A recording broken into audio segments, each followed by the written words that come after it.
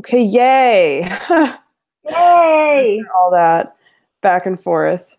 So we'll just wait for a few minutes to make sure that everybody can see it and that it's going live, like for real, for real. Because I know that sometimes there's a delay. Yeah. So yeah, yay. Okay. My Q&A thing won't even pop up now, so I don't know. Yeah, because apparently the YouTube Hangout stuff is just not functional in any way. So we're going to be juggling multiple things. Guys, I hope you're fine with that. We're going to be juggling like Twitter, the actual like live watch page so we can see what you're saying in the chat box and all that stuff because it doesn't pop up on our actual screen. So I can see the chat here, yeah, yeah. We can use that. We can use it that way. I can't see it on mine. So hello, thank you for coming. Thank you. We're so excited. Everyone's like, why is this 15 minutes late? No, you're all fine. So yeah, so welcome. Sarah-Jane and I haven't gotten to do like a live show in, we said, over a year, right? Yeah, the last one we did was the 3-year anniversary. Yeah, so that was like last July. So it's been almost a year.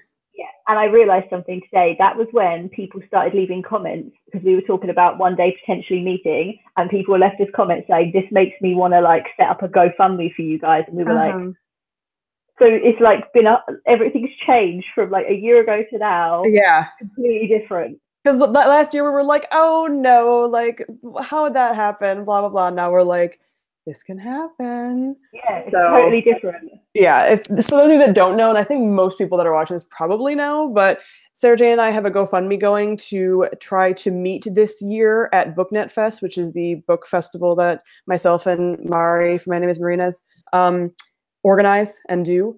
And we have been doing this GoFundMe for a couple months now, but there's obviously a lot of costs for international travel and a lot of costs for Sarah-Jane specifically. So we've been just trying to get her here, basically, because like many of you know that follow both of us, life is super, super unpredictable and we have never had the chance to meet and we don't want that opportunity to pass us by. So this is going to be hopefully the year. And I have an official goal marker. I don't know if it actually ends up being like opposite on the page. It's not to me. Okay, so this is where we are. And by the end of the live show, we want to get here, but also like we know that might not happen, but we're really kind of feeling like a telethon right now. We're just like, help the poor children. No, but like seriously, this is what we want. So on my nice book paper that I never used for anything else. So and hopefully like as the amount potentially goes up, we can like decide on what collabs we're going to do and all things like that. So as it goes up, it is like a telethon basically. Yeah, basically we just want to talk about like the stuff that we will get to do if we get to meet, and you know this is in the background as like you can help if you want to. If you want to, there's no pressure because I know that I think that everybody knows that. I don't even think we have to say it. Yeah, hopefully we wouldn't have to say this disclaimer, but no one is forcing you to donate. Like, it's not a requirement to like watch our channels or watch this or talk to us or anything like that. Not a requirement. It's just something that would be really awesome and that we're going to talk about in case you guys don't know about it and stuff like that. So and we talk about it all the time, like on Voxer. We literally talk about it all the time. Literally every day. Yeah, but we can talk about it and have other people say like, oh, like, what do you think about this? And, you know, just stuff like that. Yeah, exactly. So I do have some questions from my announcement video that I posted yesterday. So we can start with those. And then feel free to like ask us anything in the chat. We'll be keeping our eyes on it as well. So yeah, feel free to talk to us and be an active part because that's the reason for having a show. Yeah, that's the whole thing. So I'm going to go with the most upvoted first and kind of work my way down. I haven't even looked at them, so right. So will there be fireworks and an orchestra for the epic meetup? There should be. Right. There should be. So but no. Yeah, legitimately, we've talked about that if this happens and everything goes according to hopeful plans and dreams, that it is literally we're going to have like people filming us in the airport when we find each other in the airport. Like this is going to be those videos that people are like, long lost friends meet for Yeah. the first time, you know, like those like kind of videos, like it's gonna be that. And we've I think talked people about are like this a Sarah. lot. Yeah. Like people will stop and be like, what is going on Yeah. here? Yeah, like what is happening? Yeah. So Yeah. we've already discussed this. So that's going to definitely be a thing. I don't know if there's going to be an orchestra, but there should be. Um, Yeah. because yeah, it's going to be like I think we're good now. Usually when we talk about this, I end up starting to tear up and I'm really fighting the urge to not. But it's just like we've been ever since we started thinking that this might happen, we like talk about like, okay, when we get a chance to meet and okay, so Sean can hold your camera and I can have someone hold my camera that's around and we can make sure we get like a, you know, full 360 vlog experience and Yeah. everything. So yeah, that's definitely Like wide shots, we need some close-ups, we need right. literally like a crew. Right. Like We need it's a crew. definitely that's definitely what it's going to be because yeah. Yeah. And I'm literally gonna be like, even to say like obviously Sean and Suze, who obviously some of you guys will know Sean from Readers Rambles, our other friend Suze is coming as well. And I'm literally gonna be like, you take this camera, you take this camera, like Yeah. you know, and I think we'll want to save it as well. As much as we will, I'm sure, like after we've like met, we will then probably do like a quick, like say Instagram story or something. But the Right. actual meet, we're gonna save that for the vlog, Right. aren't we? Because it needs Right. to be like an event. Yeah. And it's going to be a whirlwind for us too because like I have a feeling we're just going to kind of like not even know what's happening because it's going to be so like I'm overwhelming. gonna be So so tired. yeah. Yeah, like you're gonna be so tired. I'm gonna be just like, I mean, we're gonna be just like, this is happening. You know, like it's one of those moments where like you almost like black out because there's too much going on. So I feel like being able to watch it back, even for ourselves, not even just for posting on the internet, is gonna be really cool. I'm Because probably gonna be like, why is my face like this? right. Well, because Like, we're gonna be incoherently sobbing. Like that's yeah. I mean, as well, like I'm gonna have just done a 9-hour flight when it's really difficult for me to do like a 1-hour car journey. So yeah. It's not gonna be like no one's gonna be cute in this moment. Like it's not no, like no. no. But that's okay. We can accept that. I'd rather that than wait because what some of you guys won't know is that we actually had a conversation about how do we make this happen, and it was like, is it better to wait, you know, until the day after and do like, okay, I've had a good night's sleep, meet up at the hotel, really make it like, I guess, more polished. Mm-hmm. And us two were just like, nope. Right. We're not doing that. Like, we're not doing that. If I'm in the country, we're together. That's right. Exactly. Yeah. And when we were talking about it, you know, we had friends being like, well, Sarah-Jane, you're going to be really tired. And like, and that's fair. That's totally accurate. True. But we're also like, we'll just meet and then go crash. Like that's fair. Yeah. We don't need to do anything right after we meet. We can be like, okay, we've met. Time to go to the hotel and crash. I mean, for us, it's going to be much later as well. No matter, depending on what time we come, like it's going to be 5 hours later. Right. So you're going to So we're going to be so tired because even if we arrived in, you know, whatever time, we're going to be like 5 hours later than you. Mm-hmm. So, but the thing is, I feel like I'm on a US time zone anyway. Right. You're going to adapt just fine. Yeah, I'm on your time zone like 90% of the time, aren't I? Right. Exactly. So one of the other questions was, what am I most excited about to show Sarah-Jane during her visit to the United States? So I know what you're going to say. We briefly talked about this anyway, but like the majority of our conversations, or at least my conversations whenever I talk about traveling, is food. Mm-hmm. So we've like talked about food a lot, and like the different kinds of food. So it's in Orlando. For those of you that don't know, Book Night Fest is in Orlando, so it's close to like Disney and Universal. So we're gonna obviously do like the Orlando Disney stuff.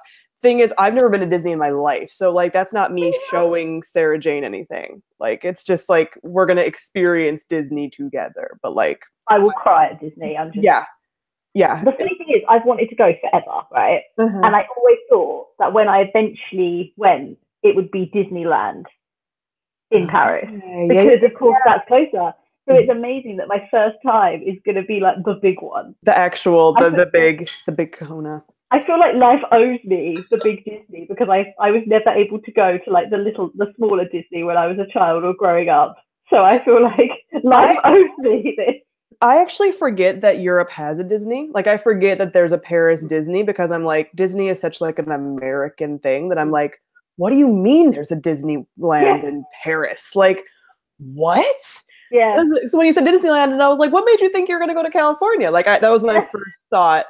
And then I was like, wait, no, they have Disney over there, but it just Yeah, it's seems like so, Disneyland and like, Disney no World, one wasn't it? talks about it though. Like, I don't see, I don't know. I guess I don't follow like a ton of people that are like Disney vloggers for Europe, but like, I just feel like I've only ever seen people ever They do at here because Disneyland, Disney it's World. our closest one. Yeah, so people end up going.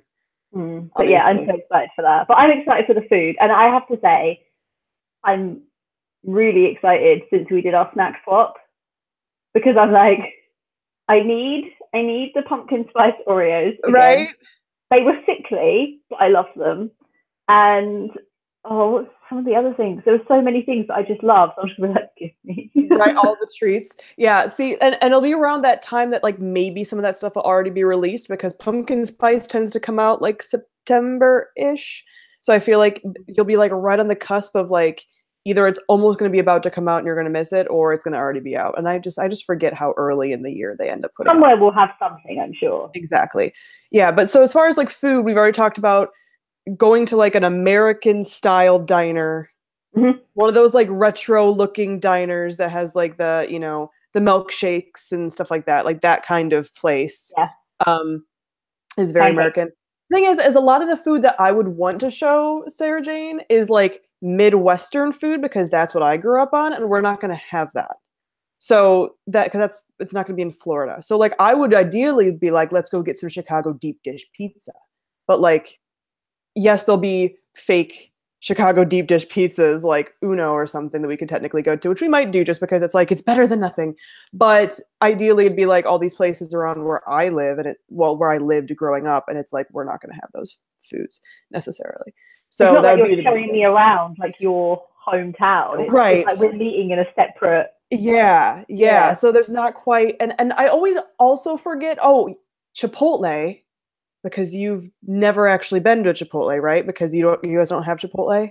No, we started getting like, we're starting to become like talked about over here, but you can buy like sauces and stuff. And I didn't even know how we were supposed to say it. I was like, Chipotle or Chipotle. Yeah.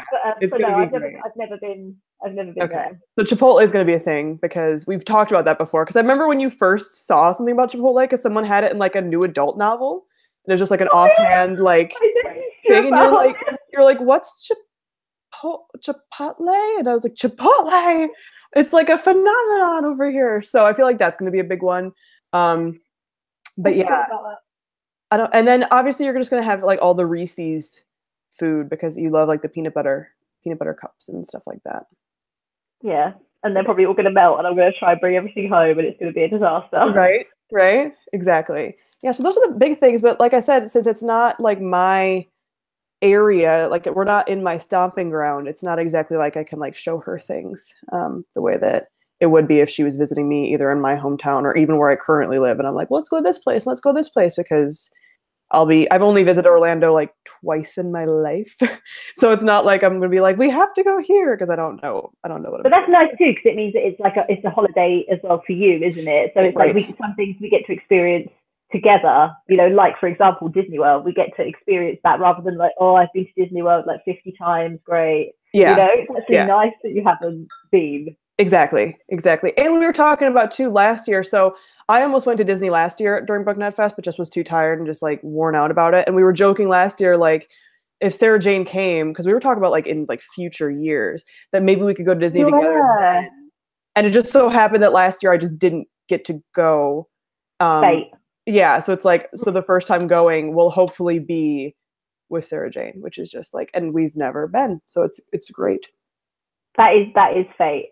That is fate. I can't wait. And the thing is like there's so many things we're going to do, but equally there'll be times when we don't do anything, but that's so okay with us because we've never had that. We've never been able, like there's so many things that have gone on, especially in the last like 6 months where we've had like these big chats over Boxer, like on and off for like a couple of hours. And it's just like, I wish we could just sit, and I know this is very typically British of me, but have a cup of tea and just then and chat. And so even like that sort of thing is just going to be, that to me is actually the most exciting thing. That we can just sit there in the same room and chat. And hang out. Yeah. Yeah, the most basic thing. Yeah, we've been talking about that for a while. We're like, yeah, doing all these touristy things, it will be cool. But like, honestly, and again, I'm a food person, so I'm like, just being able to go out to dinner with your friend and that is like, that's all I would need. Like, I don't need to be doing the touristy stuff. I don't like, literally, that's it. So like, they're a bonus. Yeah, even if Sarah-Jane was just coming to my house and we stayed at my house for like 2 weeks, that would be like just as cool as this. This is just an added perk that like she's going to get to go hopefully to this book event where there's going to be other people that are also booktubers that like it's kind of hitting multiple birds with one stone.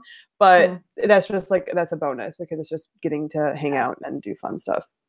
So yeah, it's just going to be weird, like because we're so used to speaking to like we don't ever do this. We don't ever just like do a hangout, just the two of us and like chat. We just don't do that, do we? The only time we ever do a hangout is if we're doing it like this and it's you know, right live. So it's just going to be so. I don't know. It's just going to be weird to see each other's like facial expressions while we're talking, actually, rather than like because in my head, I always imagine. Even like sometimes when you say something, I imagine the face that you're pulling like really well. But it's just going to be so much fun to just be able to just be in the same room. Like it's a thing that's just so basic, but we've never had that. And so yeah, we'd just be happy doing that. And the thing is as well, like I don't know realistically, you know, what I'm going to be able to do. I could get out there and find. I mean, I know I'm going to find it difficult because. Some of you guys may or may not know, I went to Dublin in March and it's now the 26th of May. And I would say I went back to my version of normal a week ago. So, and that was four days or something like that after an hour flight. So I know it's going to be very, very difficult. So I'm almost like not wanting to big up lots of the other things.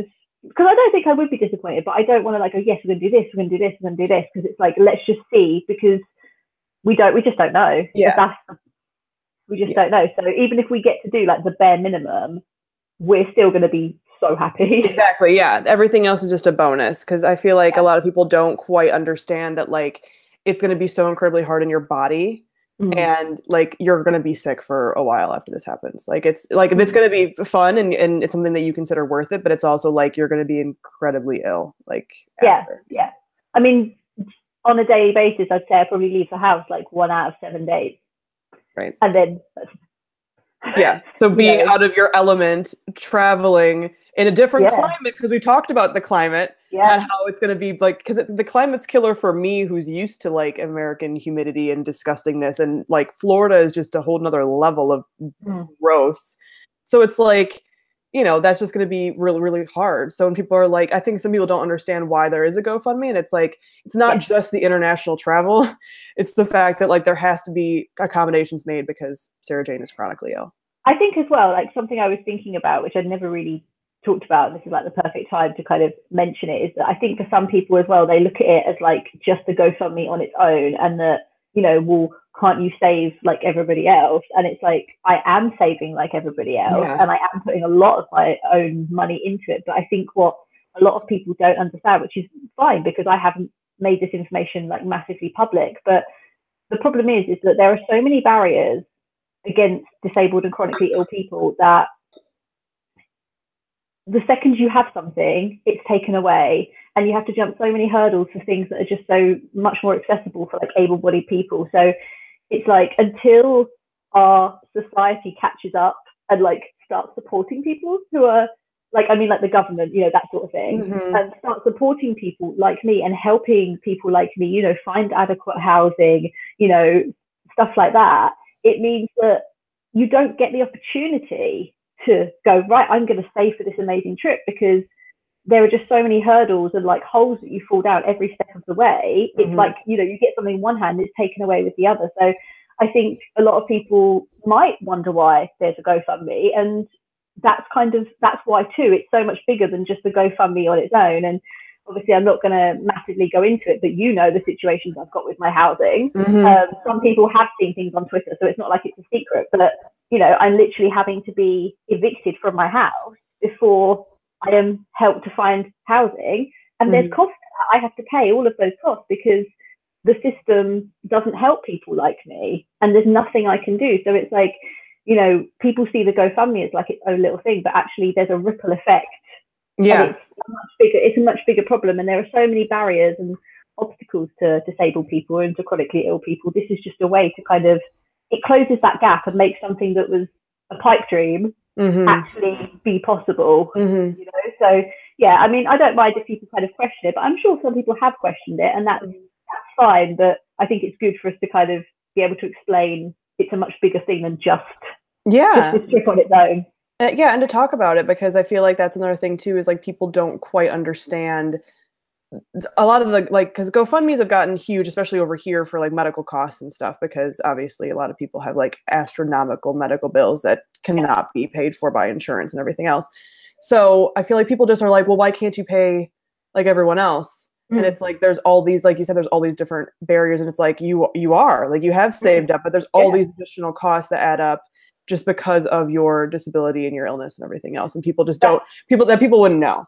That's the thing, like, people can kind of like cut corners, can't they? They can go, right, I really want to go to, you know, Orlando to meet my best friend. What's the cheapest flight I can get? And I can't do that. I have to go, okay, what's a flight that's going to give me adequate leg room that my muscles aren't going to seize up and cramp and be even more painful than there's no flight that's going to be easy, but what's the flight that I can get that doesn't impact my health as severely as others? So where a lot of people can cut corners, I have to like pick things that are more expensive. Right. But are still technically cutting corners for you. Like, it's still like, yeah, this isn't going to be comfortable. Like, it's not like, it's like, oh, I'm buying the more expensive things because I want to live in luxury. It's like literally it's the bare minimum that's needed in order to like not be, again, like you said, in pain or, you know, sick, laid up, you know, getting to Orlando and being like, well, now I can't move for 3 days. Exactly. So it's like there's these two things. There's the fact that travel is so much more. It's even things like, you know, just for example, I won't be able to get up and go to the airport, regardless of what time our flight happens to be.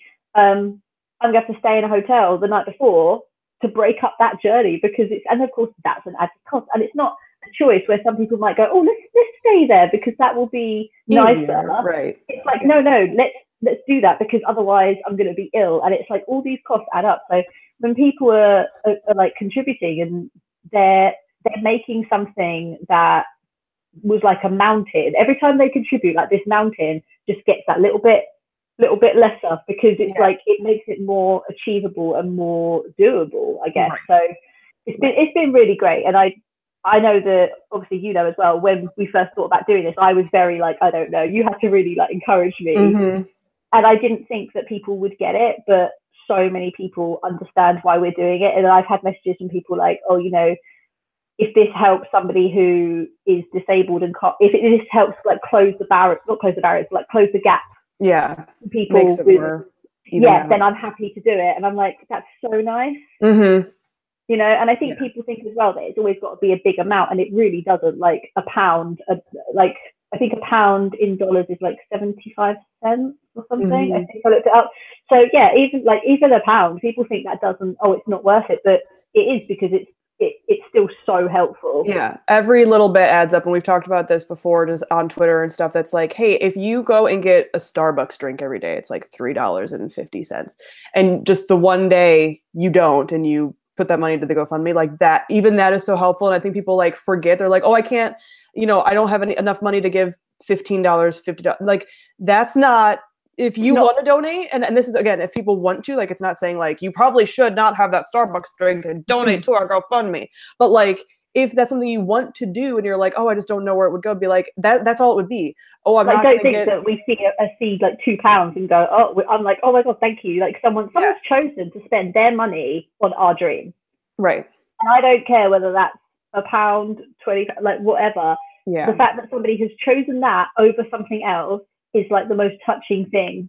Right. You know, because at the end of the day, I don't think anybody, you know, really has, you know, the vast majority of people don't have a lot of disposable income. No. So the fact that someone's choosing to give anything is so, so helpful. And it just means a lot every time. Like I always send you messages, don't I? And I'm like, we got this today. And it's just, it's so nice. It's like I feel like people, every donation is like a cheer.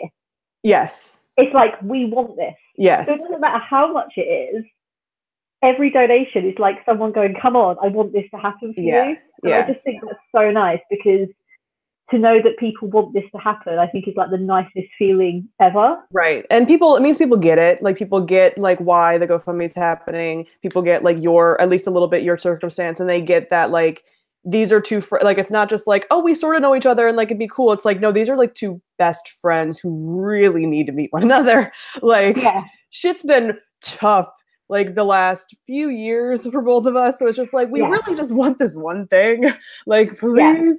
So I feel like that's been something where people are being like, yeah, we get it. And if we can help a little bit, then that's great. So that's the thing. It's not like we're coming from this, like, you know, people that have had everything like handed to them, like, you know, on a plate and don't understand, like, you know, for different reasons. We've both had so much rubbish. Just, it's like, you know, kind of when you see those like memes and it's like, you know, when life just keeps piling things on, it's like that's just clear representation, especially us this year. It never stops. It's like having this as like the end of the tunnel is just so important. Yeah, we just keep saying like, if this happens, this is going to be like the shining beacon at the end of like a lot of crappy stuff. So that's why we've done like the perks and stuff, really, isn't it? So that it's not that we're like sat there going, oh, you know, what can we? I felt weird giving them at first, but it was like, you know, it's a way of us to say thank you. Yeah. And it's like, if we can do something to say thank you, that just, you know, I can't believe those books went so quickly, but I'm really excited to do them. I'm excited to do something to give back, you know. And if you guys have any ideas of things that you'd like to see too, like we're totally open to doing that, because we do find those perks really fun. Like we just didn't know originally, because we're like, what do people want to see? Like, I don't know. So if you guys are like, oh, I'd really like to have like this as an option, just like tweet us or let us know in the chat or whatever. A good example, I just happened to check the GoFundMe, and thank you to Lily Cox for giving £5. And Ellen as well. Yeah, like thank you. Did another one come through? Yeah. So thank you for like these, like just a little bit, like that's so awesome and that's so helpful. And so thank you. It literally gives me goosebumps. Like I've got goosebumps right now. Every time like my phone goes off like that, I actually feel really emotional, because like I say, it's just to know that people are like, yes, I want this to happen. And it just means the world. So thank you both so much. Yeah, thank you. So we can do another question after we went on our tangent. But I feel like it's almost like not like a disclaimer, but it's almost like we have to explain why we're doing it. Some people just don't know, and that's fine. And some people just don't know. So do you both have similar book tastes? And then also as an added question, and if so, are there any books that you feel differently about? So I feel like we do have similar book tastes, but we diverge sometimes in like very specific ways. It's weird.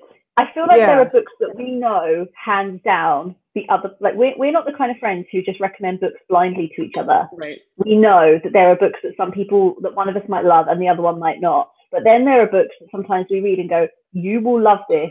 You have to read it. Right. Like The Rat on the Dawn. You told me to read The Rat on the Dawn like a year ago, and I never got around to it. And then I read it, and I was literally messaging you, like practically crying because I loved it so much. And you were like, yeah, I know, I knew you'd love it. Yeah. So, but then there are some other books where you love them, and I've tried them, and I've gone, you know what, not that keen. Like I didn't like The Strange and Beautiful Sorrows of Ava Lavender that much. Yeah. I still haven't finished The Long Way to a Small Angry Planet, because I'm like, those all make sense to me. Like there are books that like it's like, oh, I hope that you'd love this, but like there's a chance you might not, you know? Yeah. So like we kind of know when those books are like. Another example is, and neither of us love this book, but when we both read The Cruel Prince like around the same time, and Sarah-Jane read it first, and she's like, I think I know what parts you're going to have an issue with. And she knew that she was going to like it slightly more than me because she loves the Fae slightly more than I do. So it was like, we know what parts to like recommend to the other person, and we don't blindly love the same books. Like it's not like every book that Sarah-Jane loves, I'm like, okay, I'm not going to automatically love that. I'm probably going to like it. Like generally speaking, if she loves it, it's at least going to be a 3-star for me, but it doesn't necessarily mean it's going to be like my new favorite all the time. There are some books out there that I think are just made for you and me. Yes. But then there are some books that are like, because obviously like if there's a book and it's got like an enemies to lovers side romance is not the main focus, and the characters are really stubborn and headstrong, and perhaps the main guy character is a little bit moody, but then you discover that he's got a little heart of gold beneath that right. Like it's our typical. We're gonna love it. We're gonna love it. But then there's all the other things that are, if we find a book that's like got that core thing, then we're all over it. But there are things that I love that you don't, and vice versa. So, but yeah, whenever you recommend me a book and say you're gonna love this, I don't think you've been wrong. Right. Like Uprooted, Wrath of the Dawn. The good ones. Yeah. The real good ones. Yeah. But then like even when say you were reading Strange the Dreamer and you were like, I'm not sure how I feel about this, I was like, well, this is how I felt at about 60% and this is how I felt at about 80%. And then you were like, yeah, me too. Yeah. So I would never have recommended it to you and gone, yes, Sam, you must read this because it's amazing. Yeah. Which I'm not saying I don't like it, by the way, guys, I do like it, but it's not perfect. And quite often the thing that the other person, even if we don't agree, like we just love dissecting it, don't we? Like just dissecting the stories and working out why they've done what they've done and everything like that. But yeah, they're quite similar but different in a lot of ways as well. Right. Yeah, so it makes it fun to have those discussions because a lot of our discussions about books end up being like, well, we won't read books together at this point in time because of our like my schedule in particular is like super busy, as all of you probably know. But we'll read them around the same time and then we'll be able to talk about them like very easily because one of the other one has just read it or whatever. So we end up having a lot of discussions like that and being able to be like, there hasn't been a book that we've read close together recently that we've both completely agreed on, but we can definitely discuss the little tidbits about it. I miss doing buddy reads. I think we'll have to. I mean, we're good at buddy read King of Scars, aren't we? Yes. Like, yeah. Definitely. Go right back to where it all began. Yes. And I can't wait for that. I know. Actually, we had a question about that somebody said, what are you both most excited to see in King of Scars? And I have zero expectations for it. I don't like when people ask me about Lee Bardugo books, I'm like, I don't think about it. I don't plan for it. I don't theorize about it. I will never write theory. I will never have theory videos because if I build it up too much in my head, and this is the problem that a lot of people end up having that I've noticed when books start getting hyped, especially like sequels and stuff, is it's like if you start writing the story in your head, the actual story is never going to live up to your perfect form. So just like don't do that to yourself. Yeah, so exactly. Like, no. Exactly. And I think, I have one theory, which because it's not a spoiler, because obviously Lee has said herself that Nina's going to be over in King of Scars. Me and Sam talked about this years ago, didn't we? Like when Nina first arrived. Yeah, and we were like the Grisha books. Yeah, and I had a theory about that, and I'm not going to say what it is, but I have a theory, and this was something. It's not something that if it doesn't happen, I won't be upset. It's just like if it happens, I'll go, I knew it, and feel really good about myself for a good 10 minutes. But I don't really have any. The thing that I'm actually just most excited about is just to buddy read it with you. I know, because it's like we haven't really had because we didn't buddy read the Six of Crows or Crooked Kingdom. We accidentally buddy read Crooked Kingdom. That's right, we were reading around the same time. But yeah, we didn't have a plan because of how crazy my schedule's been with grad school. It's like I was like, I can't officially buddy read anything. Like we can't do like a buddy read. And you read half of it in a day because I woke up and there was like messages from you and you captioned it like chapter whatever, and then there was a box message and it was chapter this, and you were like listen to it as you go through. And so for the next few days I had to keep going back and going, okay, this is the discussion about chapter 25, and I'd be like, and it was really funny. So it was kind of like an accidental buddy read. Yeah. But yeah, we didn't actually buddy read those. So I think King of Scars, it has to happen. Yeah. The only thing I'm thinking is like it's definitely just based on even the book trailer and just how Lee's writing has been recently. She's gotten kind of darker. Not that she didn't start like a little bit dark, but like has gotten darker in her themes. And I think it's going to be like a darker, more mature version of Nikolai, which I'm like so on board with. I think he's going to be quite tortured. Yes. Like a tortured soul. Yes. Especially like the first King of Scars. He's going to be. Yes. Yeah, a little dark and twisty, and I'm totally fine with that. But that's like the only thing, and that's just more an overall theme and not like a plot point that I'm thinking. Because again, I'm not thinking plot. No, I will let her do her thing. I have complete and utter faith, and I will let her do her thing, and that's fine. We've got 2 more donations from 2 people, both called Sarah. So thank you to the 2 Sarahs. Oh, thank you. So I'm gonna like, yeah. Oh, yay! I was like, when we were talking, I see my phone. I'm like, oh, yes. Thank you so much. Yeah, just like I said, the little things pile up. The little things. Yeah, pile up, so thank you. That's the thing. Like when we did the when we put the perks up as well, like it was seeing how quickly it piled up from a few, and it all just when you lump it together. Yeah. We were blown away by how quickly the annotated books went because we didn't think it was going to be that cool of a thing. And if we had more time, we would do more annotated books. But we're just like, we can't, because we think it's going to be fun. But it's like, we don't have the time to do that many. And so like, let's make sure we're easy on ourselves and do this. But in like my head, I'm like, oh, they're going to be so fun. We should do more. And it's like, no, can't do more. Like the thing is like you've got your schedule is just another level. Slammed. And then I have like all of this time, but no energy. Yeah. So even though I've got all this time to do these things, doing the annotated book will be, that will take such a chunk of energy. Mm-hmm. And it'll be really fun, but it's going to be like a chunk of time and energy that like we can't over. It's a fun way to reread it, actually, isn't it? Mm-hmm. And I think it's going to be really fun to kind of see what the other person has written as well. Yeah. So I can just imagine, like, depending on who does each one first, I could just imagine one of us kind of like putting an arrow to what the other one said and being like, no, he's fine. Right, like, exactly. Like and what's so funny is like, and some people probably know this and some don't, but like the first book that we ever read together was the Grisha like trilogy. So the first one would be the first book of the Grisha trilogy, Shadow and Bone.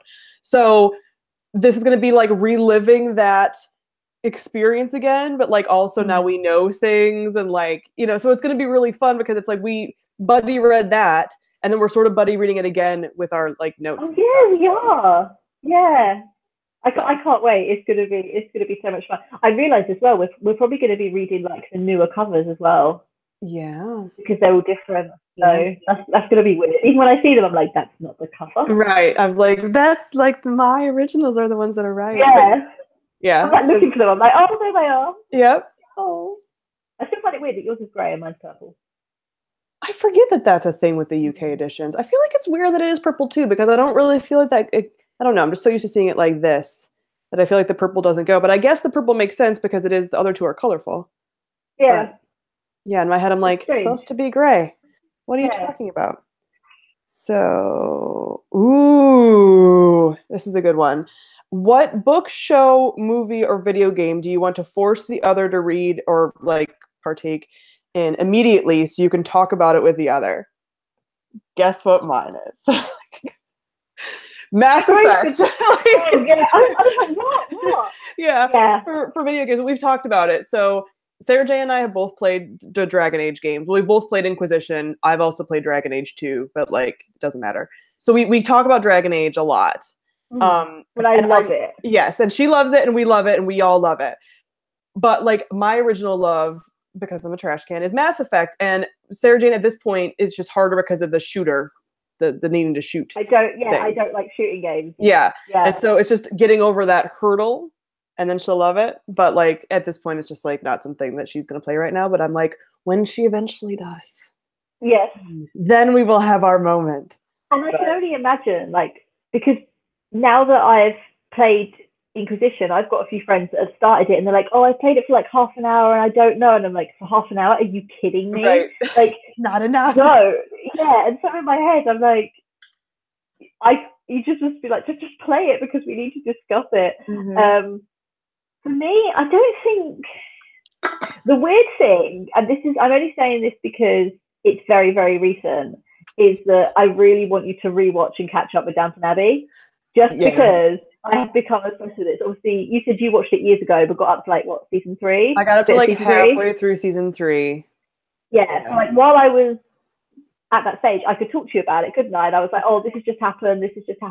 And now I'm on like the last season, and I just have so many feelings, and I'm like, catch up. Right. Yeah, we've been talking about Downton Abbey a lot lately, and TV is something I plan on catching up on a lot when grad school's done. I know that everyone's probably like, you say you're going to do everything when grad school's done, but legitimately, I'm going to do a lot of things when grad school stuff. And TV is one of the things that I've been like queuing up as like, okay, this show, like, so it's like Downton Abbey, Black Sails, Outlander, the 100, like a lot of these shows that I've been like putting off, or I started and didn't finish because I ran out of time. Like all of these things I'm catching up on. So, but Downton Abbey is one of the things that I feel like I'm going to prioritize because it's so lovely. And I really like watching Downton Abbey in the winter, and I'll be getting done with school like right in the fall. So it'll be like setting me up for winter time. I just can't believe I didn't watch it all these years. And now I've watched 6 seasons in something like 6 weeks. That's I am just obsessed. It's so good. And my mum started watching it. And I was like, oh, don't you love it? And she's like, it's all right. And I'm like, all right. Okay. Right? Rude.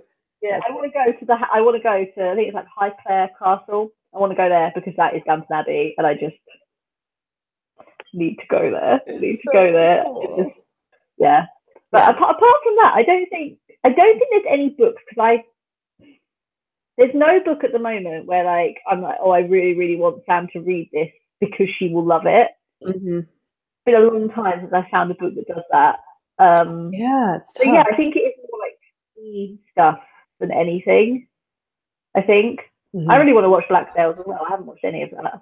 It's so good. Maybe we'll buddy watch it. Right? Yeah. Right? Yeah. That'd just be great. Someone in the chat asked, would you ever do a random read-alongs ever again? And yes, probably when we have like the time to do so. We've talked about, when we were talking about doing this live show, we were like, should we do a read-along and then do the live show talking about it? And we're like, we just don't have time. Like and really, again, me, like, you know, I'm saying we, but like, it's really my schedule that complicates things. And there's a lot going on in Sarah-Jane's life too, obviously, but it's just like, you know, at this point, it's like, I can't devote time to like a strict buddy read along with like the Goodreads group and everything. So my life will return more to normal after school, and when I can actually do some of those things again. And hopefully, I mean, luckily in the last couple of years while I've been in school, there haven't been a ton of books that I've wanted to do a random read along for. Like, I haven't been super excited about things. Specific for us, doesn't it? I think otherwise, I think it loses like its kind of uniqueness. You know, I want us to read a book that we're going to have a lot to say on it, and there's a lot of books that we kind of just don't really. It's got to be a book that it's going to provoke feelings. It's going to provoke discussion. You know, I really want to read a book where we can talk about the characters' motivations. You know, they're probably a morally grey character, and should they or shouldn't they have done this, and how does it redeem them? And I don't just want to talk about, you know, whether we liked it or not. Right, exactly. You know? So it has to be very specific. I feel like the next book that we could do it on, I was just thinking, is whatever the next book in The Cruel Prince is going to be. The Wicked King. The Wicked King. See, I don't even know. I'm not even keeping that close a track, but I think that book, we talked about The Cruel Prince a lot and we both read it. I'm really excited about it. Yeah, so I think that's a good book for discussion.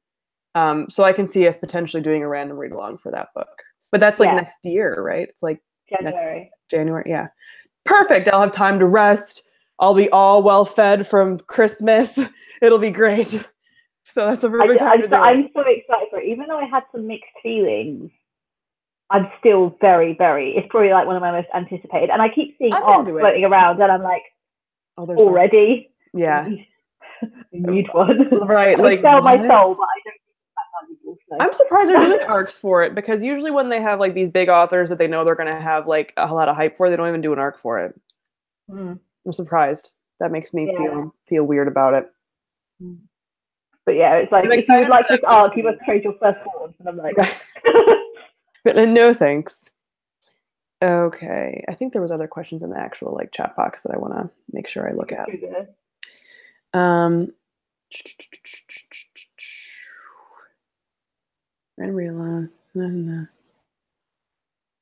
I just saw somebody say, I can't afford to donate, but I did retweet your GoFundMe page.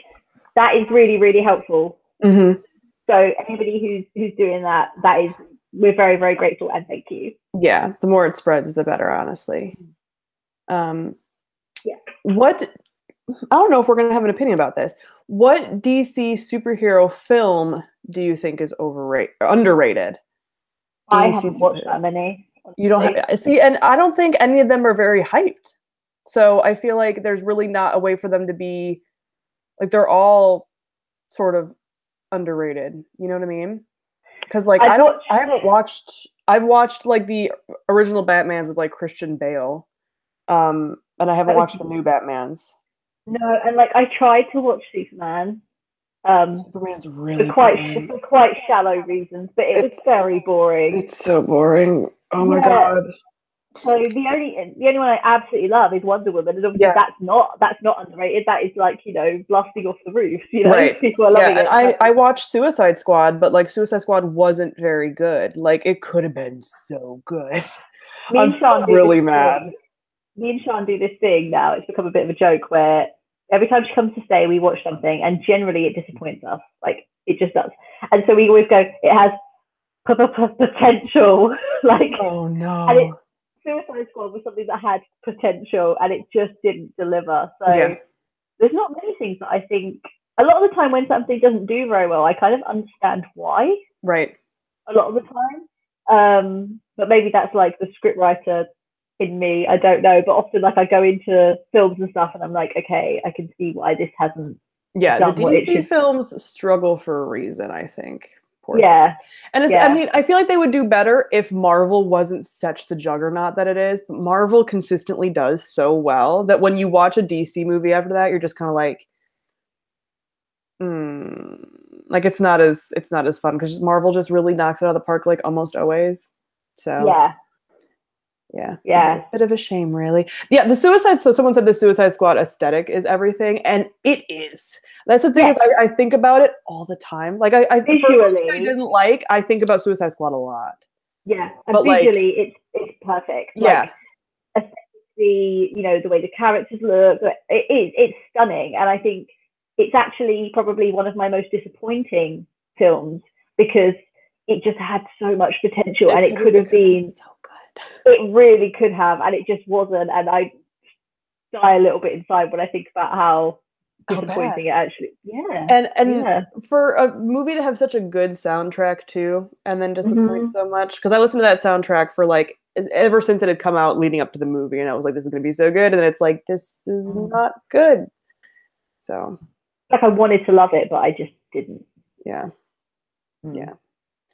So who are your favorite fictional YA best friends, besties, best friends forever?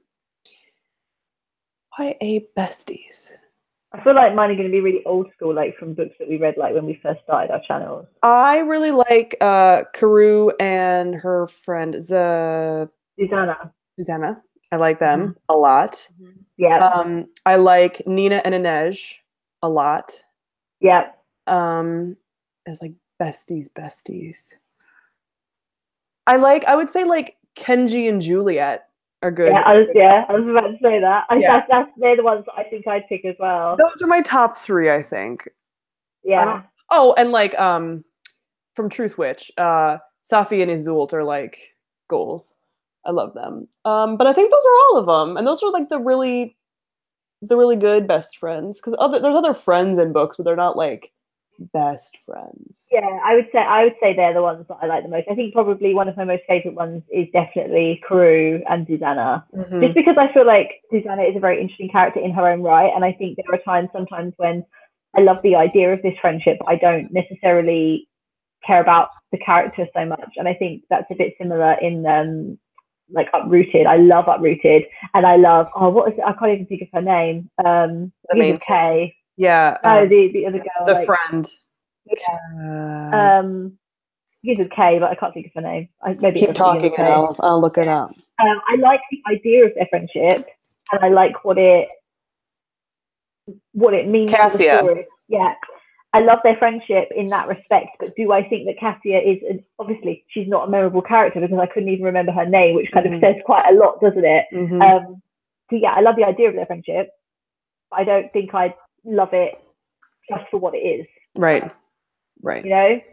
Mm-hmm. So, because I think that's the thing, a lot of friendships, it's obviously that character is often a side character, but it's like make them more than just a cheerleader for your main character. Right.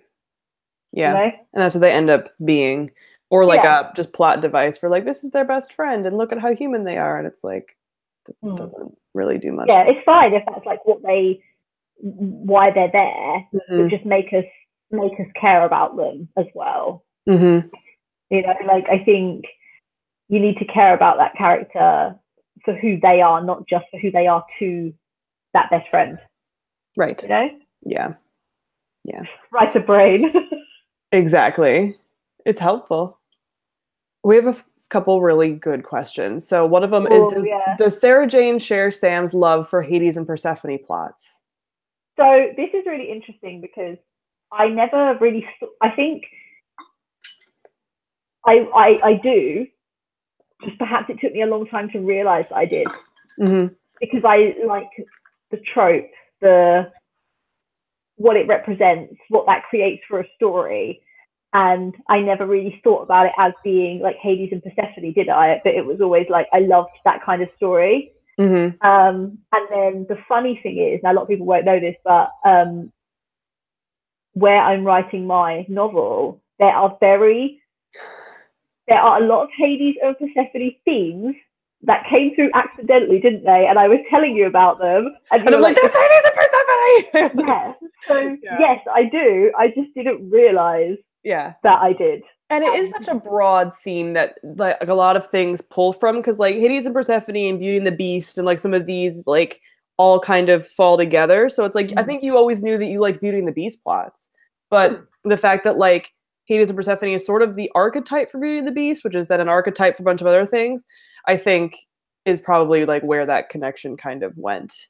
Yeah, exactly. At the end of the day, it's, you know, it's the underworld, it's, you know, darker character and all that's all the things that I love. I think the thing is that I've never read a straightforward, say, like, standalone book that encompasses those tropes and themes that has made me go, yes, I love this theme because I love this book. You know, I haven't had that experience yet, so I never really, it would be kind of weird if I was like, yeah, I love it, because I haven't got any true examples, I guess, apart from like Akamath, which is like, isn't, you know? Exactly. So, yeah, I do, but I didn't realize that I did, and I feel like my friendship with you has probably subtly, like, you know, bled through into my novel. And now, like, I think once we had that conversation, I was like, yes, and I'm embracing it now. So, and I have put these in that are much more subtle, like little references as well, like making it more that way, which is interesting, because I think that I didn't obviously do it because like I didn't go, oh, well, Sam would like this, so I'll put this in. But it was more like, oh, that is what that is similar to. So let's build on this. Yeah. And now I love it. So yes, I do. And I really, really want to read, actually, like a Hades and Persephone like retelling that. That's actually good, because it's so hard. Because I remember asking you once, didn't I? Do you remember? And you were like, well. well, the thing is, because people keep asking, like, when are you going to do a Hades and Persephone recommendation video, blah, blah, blah. And I was like, when I have things to recommend. Because there's so many that, like, do it, but don't do it well. Like, I'm not going to do a video just with, like, okay, here's a bunch of books that do it. It's like, I want to have a video of, like, here's a bunch of books that actually, like, I recommend that you read because they're done well. And I have yet to find that stack. It's so sad. Exactly. But if you find one, or you think that you found one, then maybe one day that could even be like a buddy read for us. If we were like, okay, this looks like this would be great, it would be like, yes, let's read it. Let's do it. Yeah. Another fun question we had was if we ever disagree on ships. And I cannot recall a time that we were like, there's definitely been times when I think one or the other of us have liked a ship slightly more. But I don't think we've ever been like, oh, I hate that. I don't think we've ever disagreed on that, because we've either, there's like a few categories. There's, we don't like it, we're indifferent about it, or we, you know, die on a hill for them. Right. So, but we tend to be the same. Yeah. I think. Yeah. Because even if we slightly disagree, it's usually on something where we are both sort of in the middle, but one of us is more like to the dislike side and one of us is more the slightly like more side, but we're still in the middle. So I feel like there hasn't ever been one, like, there's no ship that Sarah-Jane loves that I'm like, that's a no TP. Yeah, because I think ultimately characters is probably where we are the most similar in what we like. So I think if we're ever going to disagree about content in a book, it's more likely going to be, you know, how something's executed, the plot, the setting, that sort of thing, rather than, or their motivations, rather than actually the characters themselves. If we both love the characters, that's it. Mm-hmm. You know? Yeah. But yeah, I don't think we've ever disagreed on. I'm trying to think, but like, I really don't think there is one. No.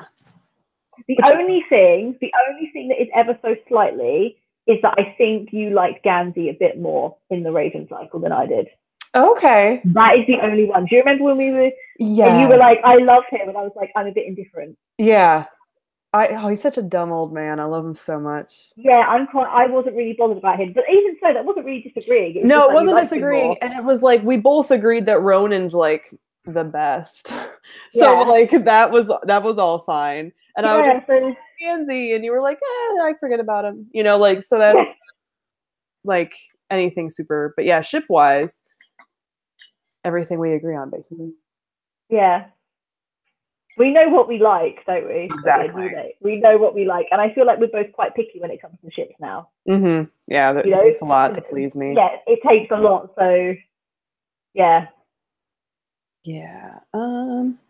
So somebody asked this funny question. If you could bring back a killed off fantasy antihero, who would it be and why? And then someone else says, you already know the answer, don't lie.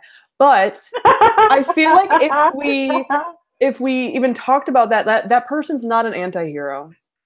The person that they're referring to, that's not an antihero. That's a villain. That's a villain. So like, I'd still bring it back. Yeah, but probably. So in my head, that person's not dead, and like I'm like, is that person going to show up in future books? Like a spoiler if someone hasn't read it. Exactly. So all we can say is you're all thinking of that person, and yes, you're right. Yeah, yes, you're right. And that person in my head never died, and they could come back in future books at any point because reasons.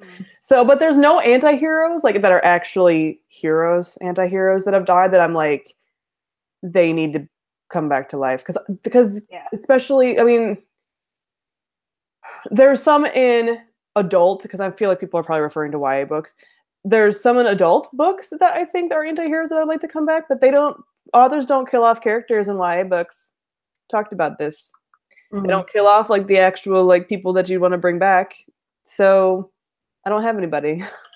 They're all fine. I think as well, like there's very few character deaths in general where I hate it, you know, because I think it's either I don't get passionate about it. I'm either like, this is a stupid decision that makes no sense to the book, and I'm angry, so I wouldn't even justify it with like, oh, I want to bring this character back, or I actually understand it, you know. So there's very few character deaths that I'm really like, you know, I want this person to come back. I'm very accepting of character deaths. I'm generally the same way. Yeah. There's one that I understand why it happened, and I've come to terms with it over time, but I would still bring that person back, and it's from the Mistborn trilogy. So most people will probably know who it is, but otherwise, I'm okay. Yeah. We're very accepting. We're like peace. And generally speaking, I always say I want characters to die. So for me to be like, I want to bring back this person and this person would be like really hypocritical of me. Yeah, exactly. I agree. I'm the same. Let me see. If you could ship any two characters from different books or TV shows with each other, who would they be and why? And I am so not a cross fandom shipper. No, mostly because I can't. I struggle. I think because I struggle with like not that I think it's bad. It's just I don't personally enjoy it. Like I don't really personally enjoy fan fiction. You know, when people like bring other characters in and stuff like that. I like to keep everything like as it is. So like I find it really, really difficult. I don't think I have an answer for that one. Honestly. I feel like there are some characters where I'm like, I'd like to see that person face off against the person that's a bit more. I don't know. Yeah, I don't really have a lot of ships. The only one that I can think of, and I don't even know if this would actually work because I've never actually seen one of the shows, but I know a lot of people really like the idea of a like cross fandom thing with Buffy and Dean from Supernatural. But I've never watched Supernatural. I've only watched Buffy. So I can't see that. it was a huge crossover fandom for like years. I There was suppose it's like because, fandom videos, yeah, the whole shebang.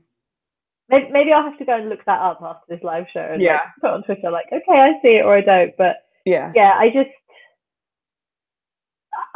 don't really. I think if I want a ship a lot, then nothing will ever change that, Hmm. you know. But then if I don't, I often don't care about that character. There's very few characters that I'm like, I want to see you with. I often want to see them with someone in that universe because Yeah, that's something that I can actually, you know, oh please happen, right. you know. Yeah, I don't really go outside of their universe. It's very hard. And it would have to be two universes that are very similar as well, Yeah, which is why the Buffy and the Dean one like works in my head. But again, yeah, I know nothing about Dean. I know yeah. I like the question other the Black Widow, who's our favorite superheroine from the Marvel universe. oh, I don't favorite think that is. heroine from Marvel. I want to go through all of them because I feel like if I answer too quickly, I'm going to be sorry. Superheroine Marvel. You answer yours first. Well, I'm sat here like having this moment where I'm like, she is part of the universe, isn't she? Yeah, Jessica Jones. Yes, she is. Yeah, I yeah, because forget. yeah, because obviously like they're talking about all the superhero things that have gone on. So yeah, she is part of that universe. Yeah, Yeah. I know she's not in a film, but Jessica Jones. Jessica Yeah. Jones is my. I love her more than anything. My main character in my novel is definitely inspired by Jessica Jones. Yeah. I forget Um, that she's part of it too. yeah, Because I was she's my thinking Marvel everything. Universe, Marvel Cinematic is what I was thinking for a second there. So yeah, Yeah, I would say definitely Jessica Jones, one of my favorites. I also love Storm, and I forget that Storm X-Men is part of the oh Marvel yeah, stuff too. Like I completely forget. I like Storm and I like Jean Grey. yeah, yeah, My love. So yeah, some yeah. of them that aren't even in the actual like MCU. Yeah, like ones from the out, like not, yeah, because automatically you just kind of go, okay, who's in the Avengers? Right. Yeah, exactly. Yeah. I'm looking through here again.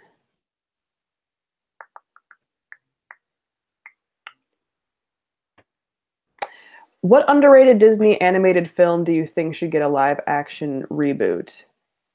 And are any Disney movies really underrated?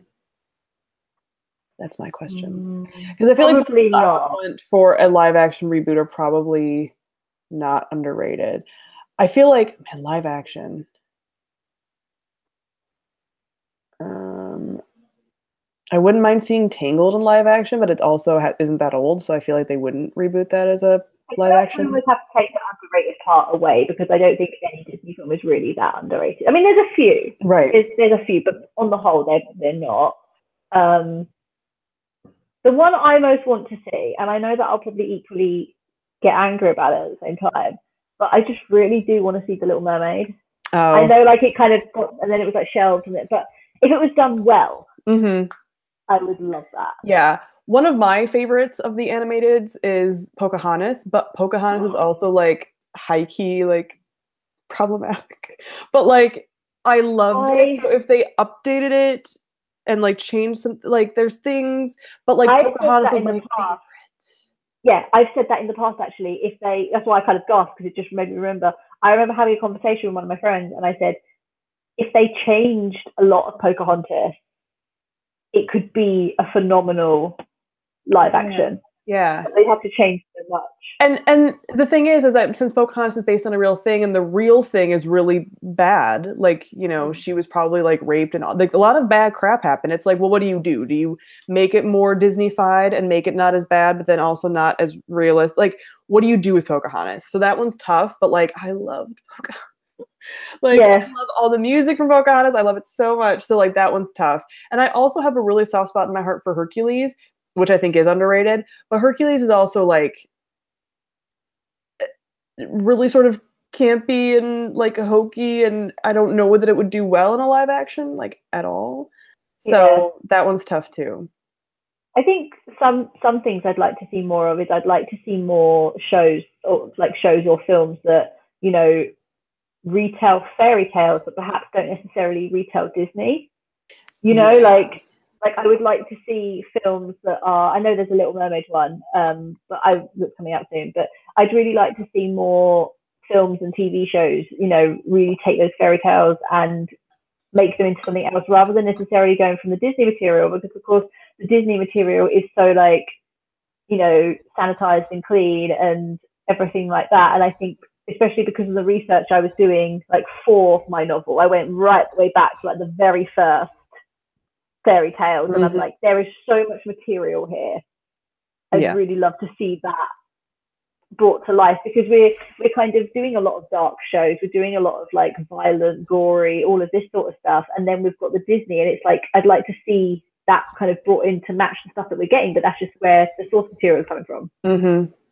Yeah, kind of not really an answer to that question, but you know, but it still is. Yeah. So I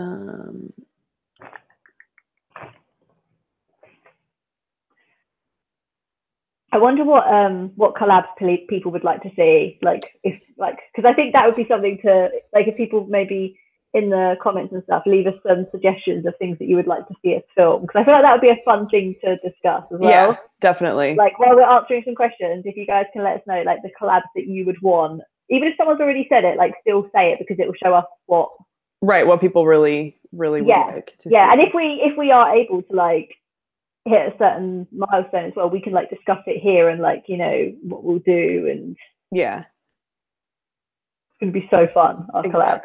Exactly. Yeah. So definitely let us know.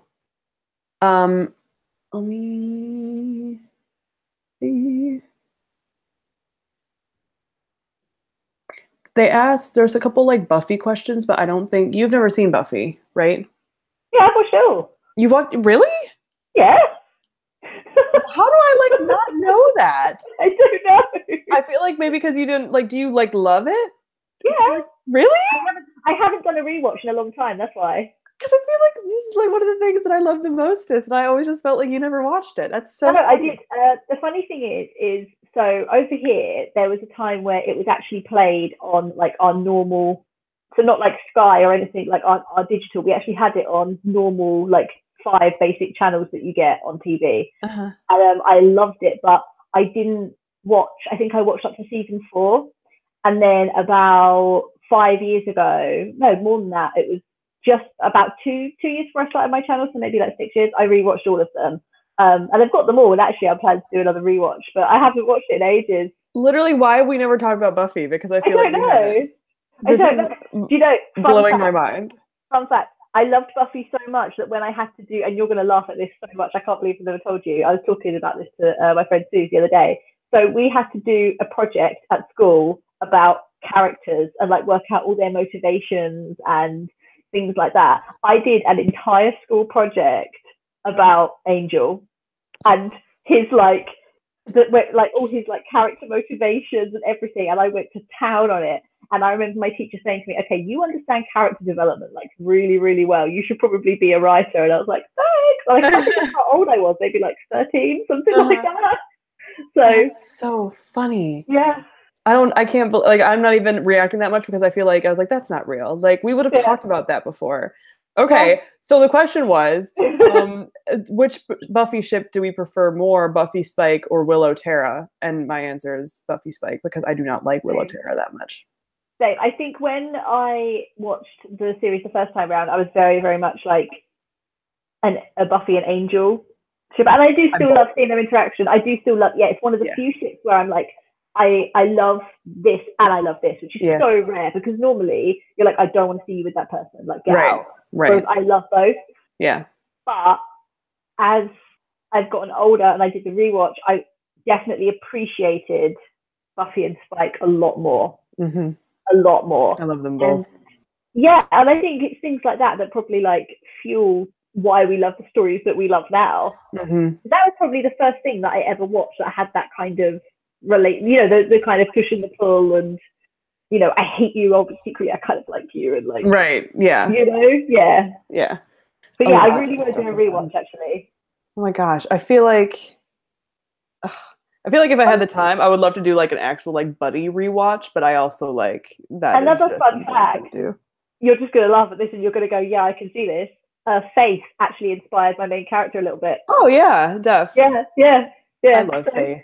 it's bled in a lot. I would say, like, when people ever say to me like, oh, who's your main character like, I'm like, oh, she's a bit like, you know, a bit of Faith from Buffy and a bit of Jessica Jones, and people kind of go, bloody hell. Like, Oh my okay. gosh, it's funny. Um, That's so funny. yeah, so someone else asked, what do you think about the Angel spinoff? And did like I was never a big Angel fan, like of the show. Like I liked it, I still watched it, but I wasn't as attached to Angel the show as I was attached to Buffy the show. Yeah, when I watched it for the first time, I watched maybe like the first season, and that was it. And then when I did the rewatch, I was like, okay, I'm gonna watch Angel now. And I did the same thing. I think I watched like the first 6 episodes, and there are characters that we love, but they shouldn't necessarily have their own show. And I kind of feel like there's a lot of characters that people go, oh, we'd love this spin off, we'd love this spin off, but sometimes it's that character in that world that you love. And when he was taken away from all of, All I of just, the people from that, yeah. yeah, I thought I would love it more the second time around, but surprisingly, I didn't. I And still there's kind of, something about Angel the show that just like started to rub me the wrong way. Like I don't know what it was that was like some of those later seasons with like Connor and the different world and like all this stuff. Like it got too like I mean the whole universe is out there, but I just was like this is so beyond out there that I just like can't even really like take yeah. it See, I never seriously even got anymore. that far, but I Yeah, thought when I did the there was a rewatch lot. that I would get into it, but I just didn't at all. Yeah, and there was something about Buffy that still made it feel rooted in like reality in some way because they still had like the life problems and the school problems and stuff like that. And I feel like Angel just got to a point where it was like all supernatural weird. And there was like time stuff and like people being pregnant with the older people's baby. It was just like it was a lot. And I was like, I can't anymore with this. Like this is too I much. think the thing as well is that, you know, we all know that part of the appeal of Buffy is Buffy obviously herself and the kind of Mm-hmm. character that she is, and, you know, trying to balance your normal life with this supernatural life. And of course, with Angel, you don't have that. You don't have that human part. The appeal of like these, you know, supernatural shows is that you see humanity, humans versus, you know, this supernatural world. And I just feel like some of that was kind of lost. Mm-hmm. It didn't. I think it was in the beginning. Was it a lot more like story of the week as well? Yeah. And I Yeah. know to a certain extent most supernatural shows are, but I just found that I just didn't. Maybe it's because he had a lot of his character development in Buffy. Mm-hmm. You know, he had that arc, and I don't feel like he. I can't say because I didn't watch that much of it, but it didn't feel like there was going to be much character development on Yeah. that show. It Maybe. kind of he still has it, but it's more of a like it's kind of more the same in my opinion. Like it's still always this like his soul and his struggle and his redemption and he's so Which we love, tortured, but it's which is like, good, but it's like enough. Like yeah, give me something else. Like I mean, whenever they need something with Angel, they bring out Angelus. They're like, let's go, you know, like it's like, oh, come on, we've done this so many times. So that's kind of where I just kind of got a little bit bored with Angel. So someone asked, are you guys into animated TV shows at all? I'm not I'm not. really. I what's the one I want to watch? I want to watch Avatar like at some point. I've watched like a season of Avatar and I know I need to watch it. But other than that, like it's not something that really appeals to me. I used to watch anime a lot when I was younger.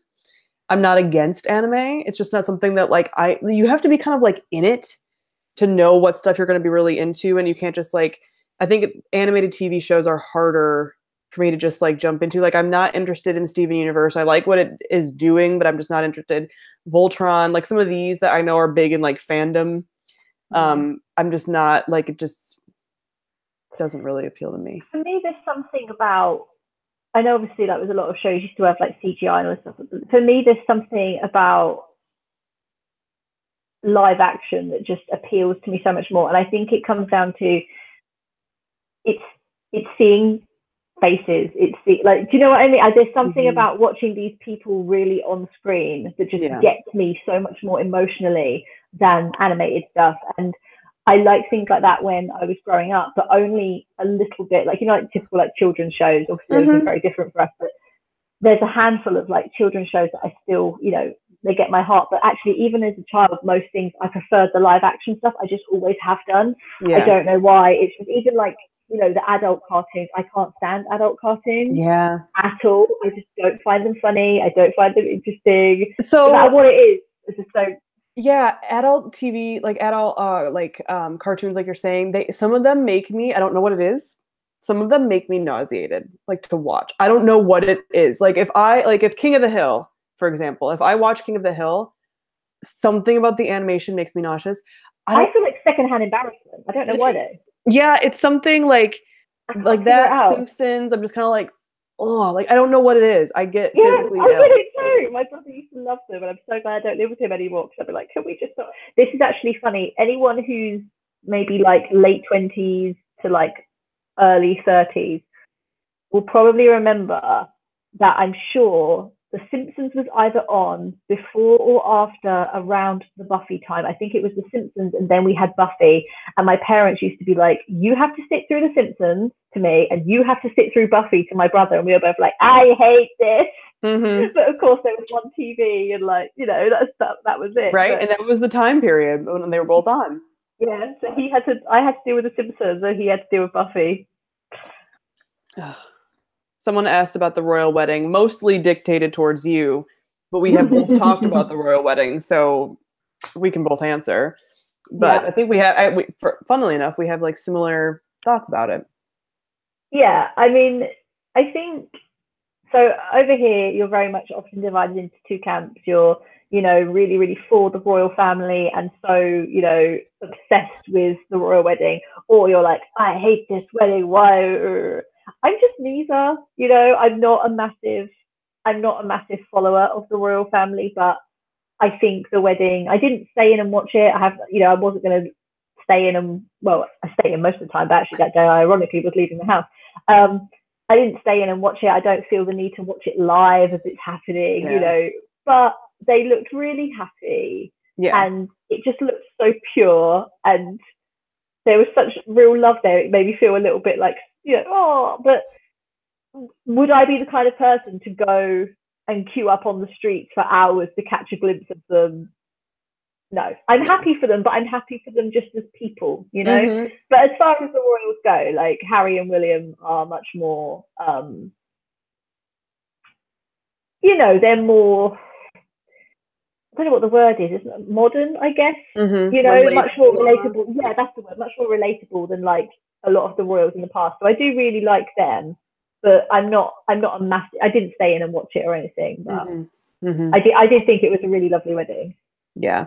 I caught it in glimpses, and I still haven't watched like the full thing or like even most of it. So I've just caught like gifs and stuff, and I think it's again cute, and good for them, and it's beautiful ceremony, and it's just kind of it's the whole like thing about the royal wedding is just like it feels so like quaint to me because it's just like this is not something that Your we favourite do. word about the UK, isn't it? Right, Quaint. just quaint. I'm just like, oh, like your royals and your little carriage and like all all that stuff. And it's like the wedding was beautiful. It was a beautiful day and all this stuff.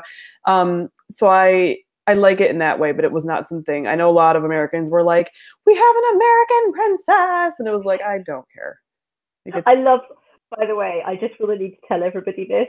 When me and Sam were talking about the royal wedding, we were talking about obviously the wedding between Prince William and Kate. And Sam was like, I think I prefer the original. the original wedding. The original I had to wedding. stop myself from saying it right now. Actually, I was like the original royal wedding, the one with And Kate and I found William. it so funny. Well, it's the I original to literally laughed me so much. because it's the first one that I like watched. Like I'm sure my mom was watching the Diana one, because my mom was obsessed with Princess Di, as most moms were in Yeah. that time period. A little bit But before our time though, isn't yeah, it? like Like, I remember yeah. seeing like the Time magazines. My mom got the like Beanie Baby that was the Princess Di Beanie Baby, like all of that. But I didn't have any recollection. But I remember watching the William and Kate one. Yeah, the original. The original one, like the first version I remember one. watching that one. I think it was just like I was in, so I had it on in the background, like, because I'm a bit nosy. But yeah, I think it's nice, but I'm not. I think the thing is that a lot of people were probably like me and kind of like not on the fence, but just like a bit indifferent. But then when you actually see just how pure and happy that they look, you can't help. Even my cold dead heart was like, oh, you know. Yeah, exactly. Just a little bit. Yeah. Someone asked if we watched Charmed, since we were talking about Buffy and Angel. And Charmed is one of the shows that I didn't watch, but like I don't know why I didn't. I did. I didn't. I loved Charmed so much.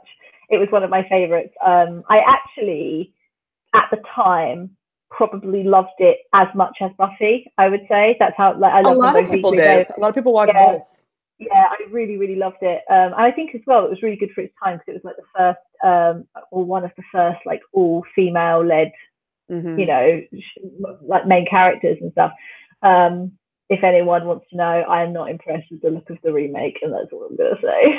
Oh gosh, I forgot they were doing that. I reserve judgment on these things, as you know. I don't go, how are they doing this? I'm like, okay, let's see. It looks very young, and that's quite disappointing because Charmed wasn't young at the time, really, and I felt like it could have potentially been made even a little bit darker, you know, a little bit more, because it was almost like quite, I say progressive, but like for its time. Do you know what I mean? Like, you know, these three strong female, you know, sisters, and that it was a bit ahead of, you know, other shows. So that feels like it just, I wanted it to do that again.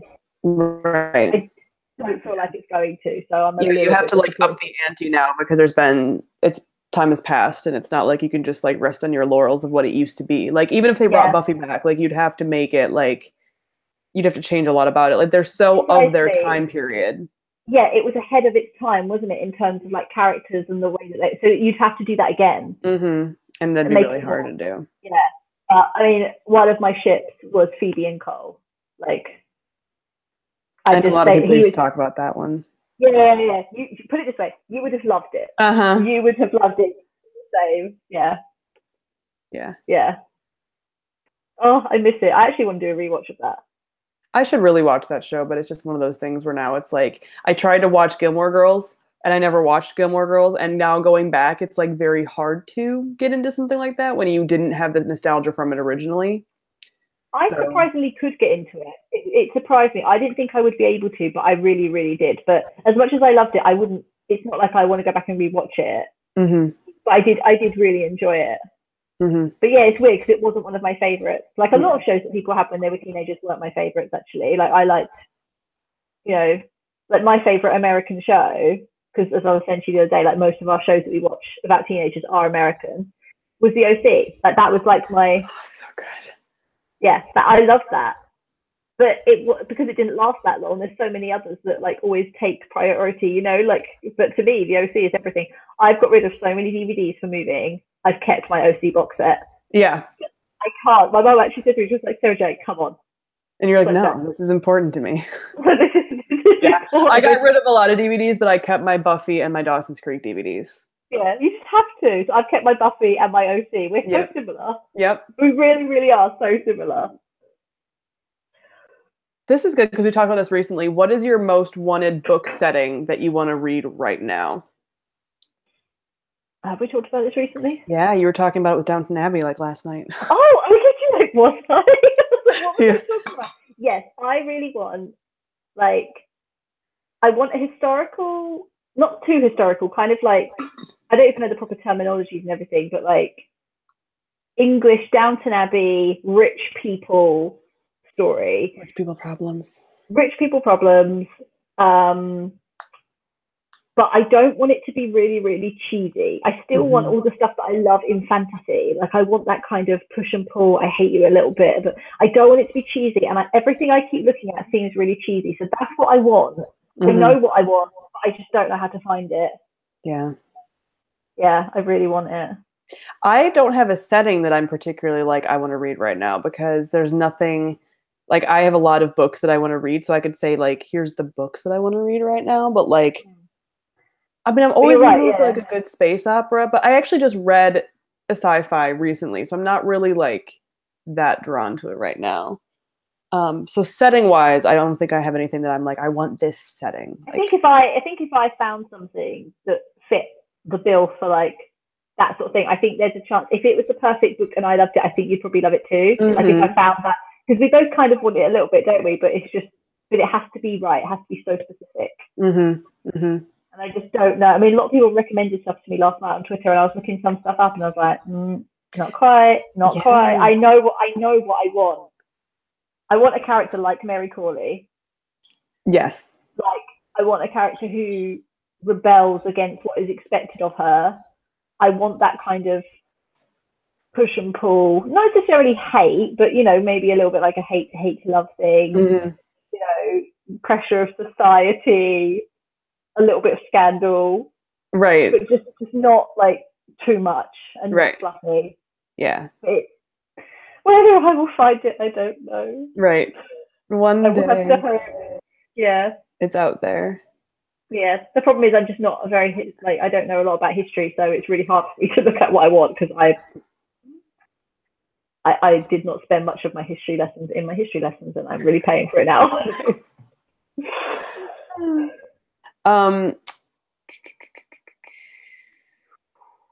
Do you think Sarah J. Maas should write more books in the Throne of Glass universe that would focus on new characters? See, I feel like we're the wrong people to ask about this because we don't care about Throne of Glass. Yeah, I mean, I heard about a new series that she's starting. Yeah, isn't she doing like an adult series? Yeah, Crescent City, I think it's called. And I am quite intrigued about that, I'll be honest. A lot of people went a little bit like, oh my God, it sounds exactly like Dark Fever. And I'm like, it does not sound like Dark Fever, it's fine. Because obviously, you know, like, anytime anyone sees anything that's with Faye, they're like, oh my God, it's Dark Fever. Yeah, and it's like her best friend gets murdered, and in Dark Fever, it's Mac's sister that gets murdered. It's like it takes her on a path of revenge. It's like so many stories start on a path of revenge. Yeah, so you could get that existed before Dark Fever. It's fine. So I am intrigued about that because I feel like with that being adult, it's almost like it's going to own what it's meant to be more. Do you know what I mean? I feel, but I'm not.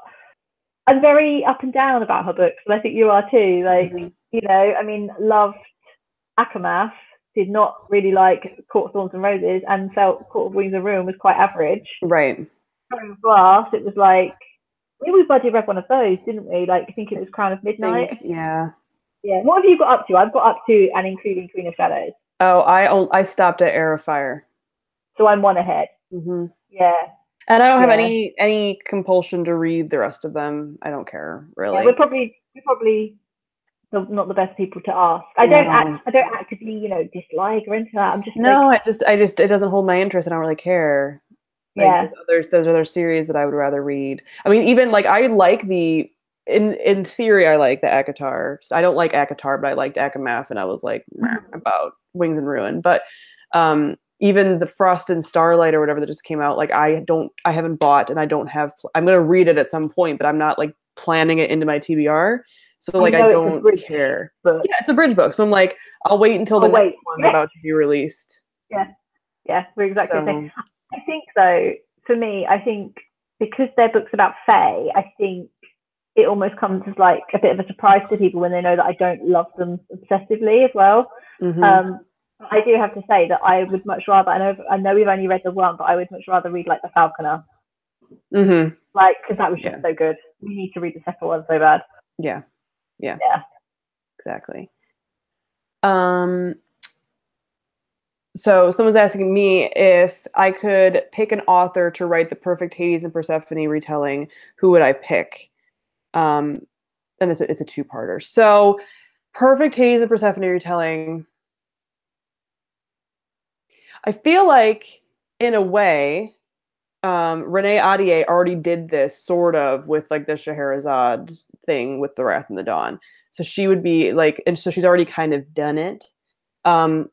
Obviously, like Lee would be great to do like a Hades Persephone thing, but again, she like a lot of authors already have added these kinds of elements into their stuff. So it's not like very cut and dry of like, oh, you should, because it's like, well, I think they would do a good job because they've kind of already done it in like certain, certain parts or whatever. So yeah, I feel like Lee or like Renee Ahdieh. I think Renee Ahdieh.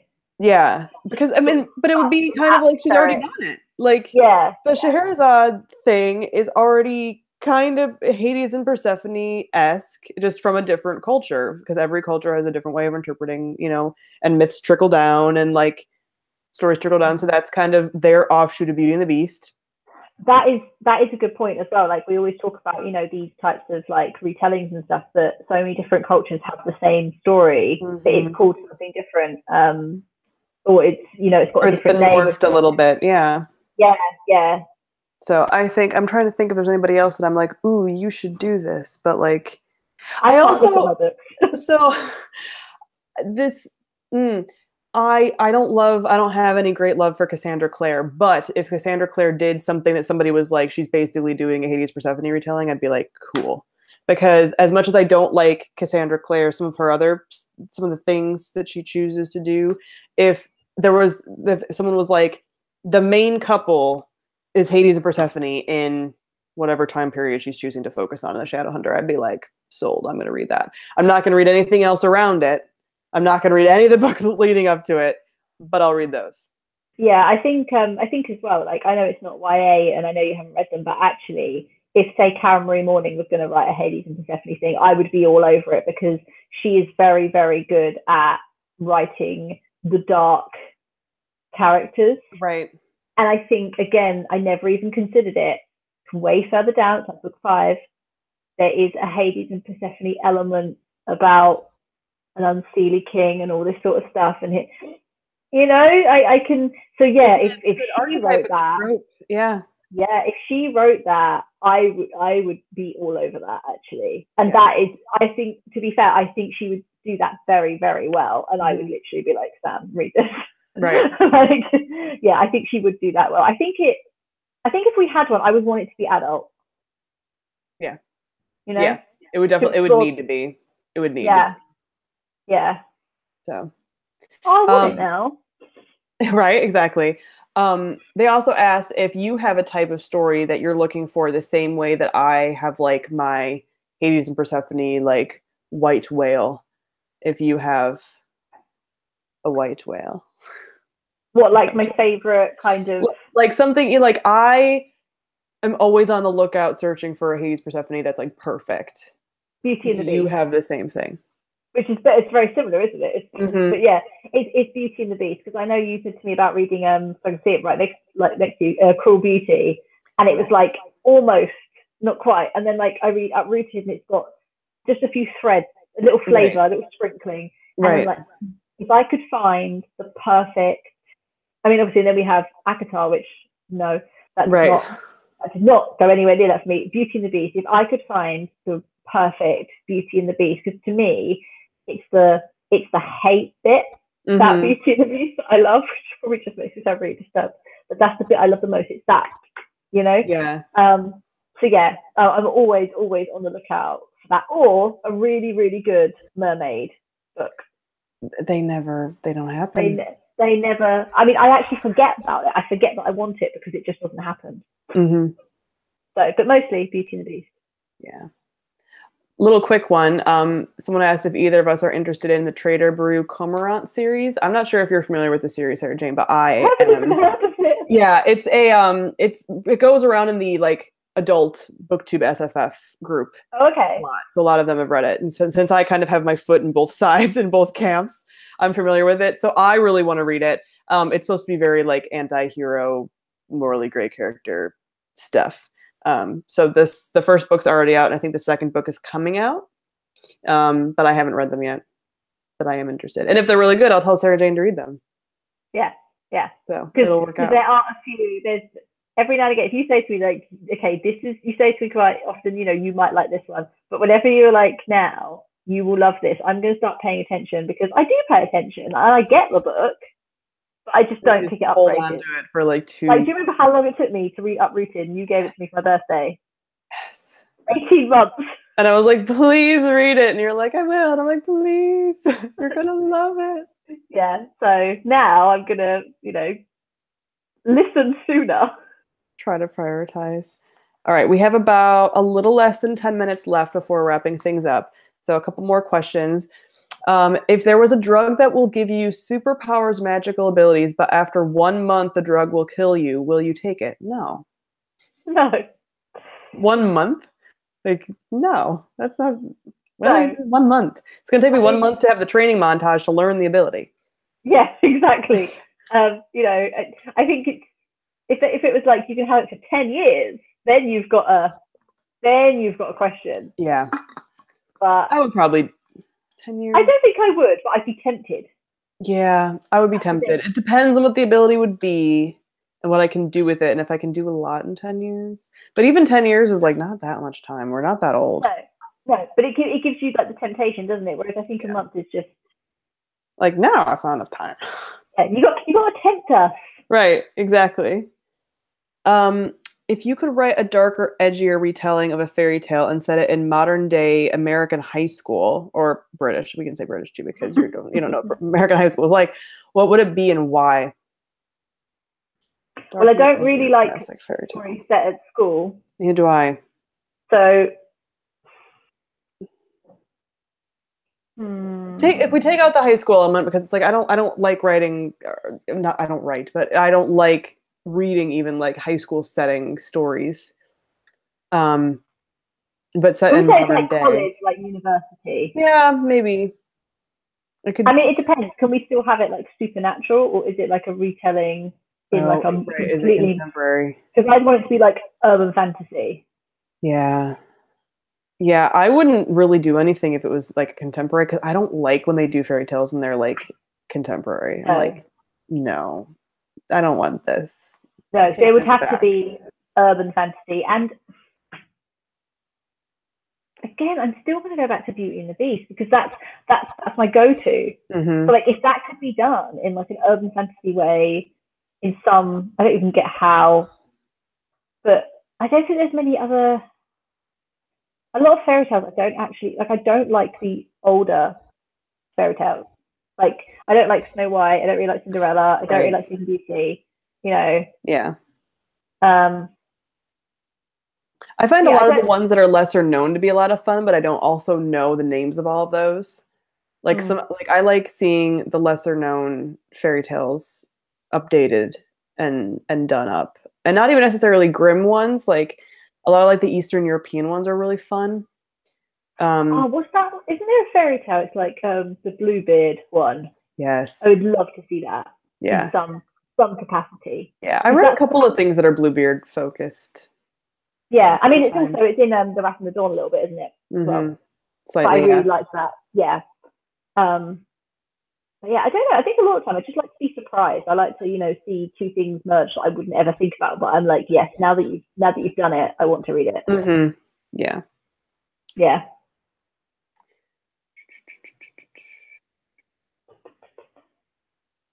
I've just seen the question about Nevernight in God's Grave. Oh, I haven't actually, although it's all about darker fantasy stories, but I just want to say that I need to read Nevernight and I'm very excited about it. And that's got nothing to do with the question that you asked. But yeah, really I also need to read it. It's on my shelf up there. I feel like we might like it. Yeah. I have heard, because a lot of people have told me, because they asked for some recommendations for darker, similar to that. So I recently read Red Sister by Mark Lawrence, which is an adult fantasy, but is still very much like. And that's another one you told me to read, isn't it? Yes.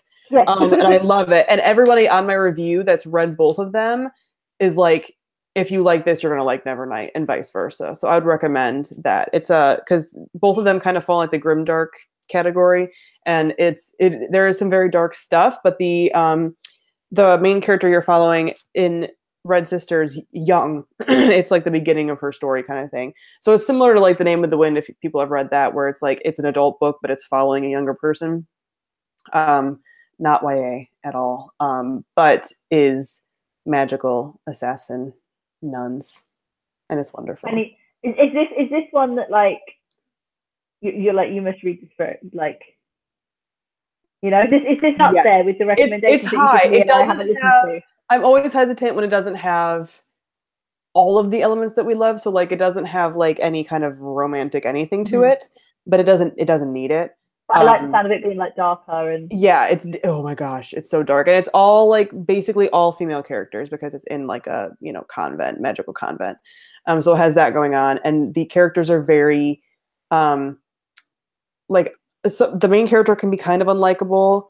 None of the characters are all kind of morally gray for the most part. There's only like one that's a sweet bean and wouldn't do anything horrible and that's ever. what you need, isn't it? You just need that. Yes. So The one little I bean. love that. I love that. So yeah, and I really want to read the second book soon after I finish reading all the BookTube SFF award books. So Your schedule is just like it's stupid. It's really dumb. And I keep like now that things are sort of coming to a close, I'm also getting other like tasks added on because I'm like, okay, this thing's gonna end, so I can start doing this thing. And it's like, well, now your schedule is just as busy because you added in a new thing when you're not giving yourself time. It's so stupid. it really September really is going to be like a proper like vacation for you.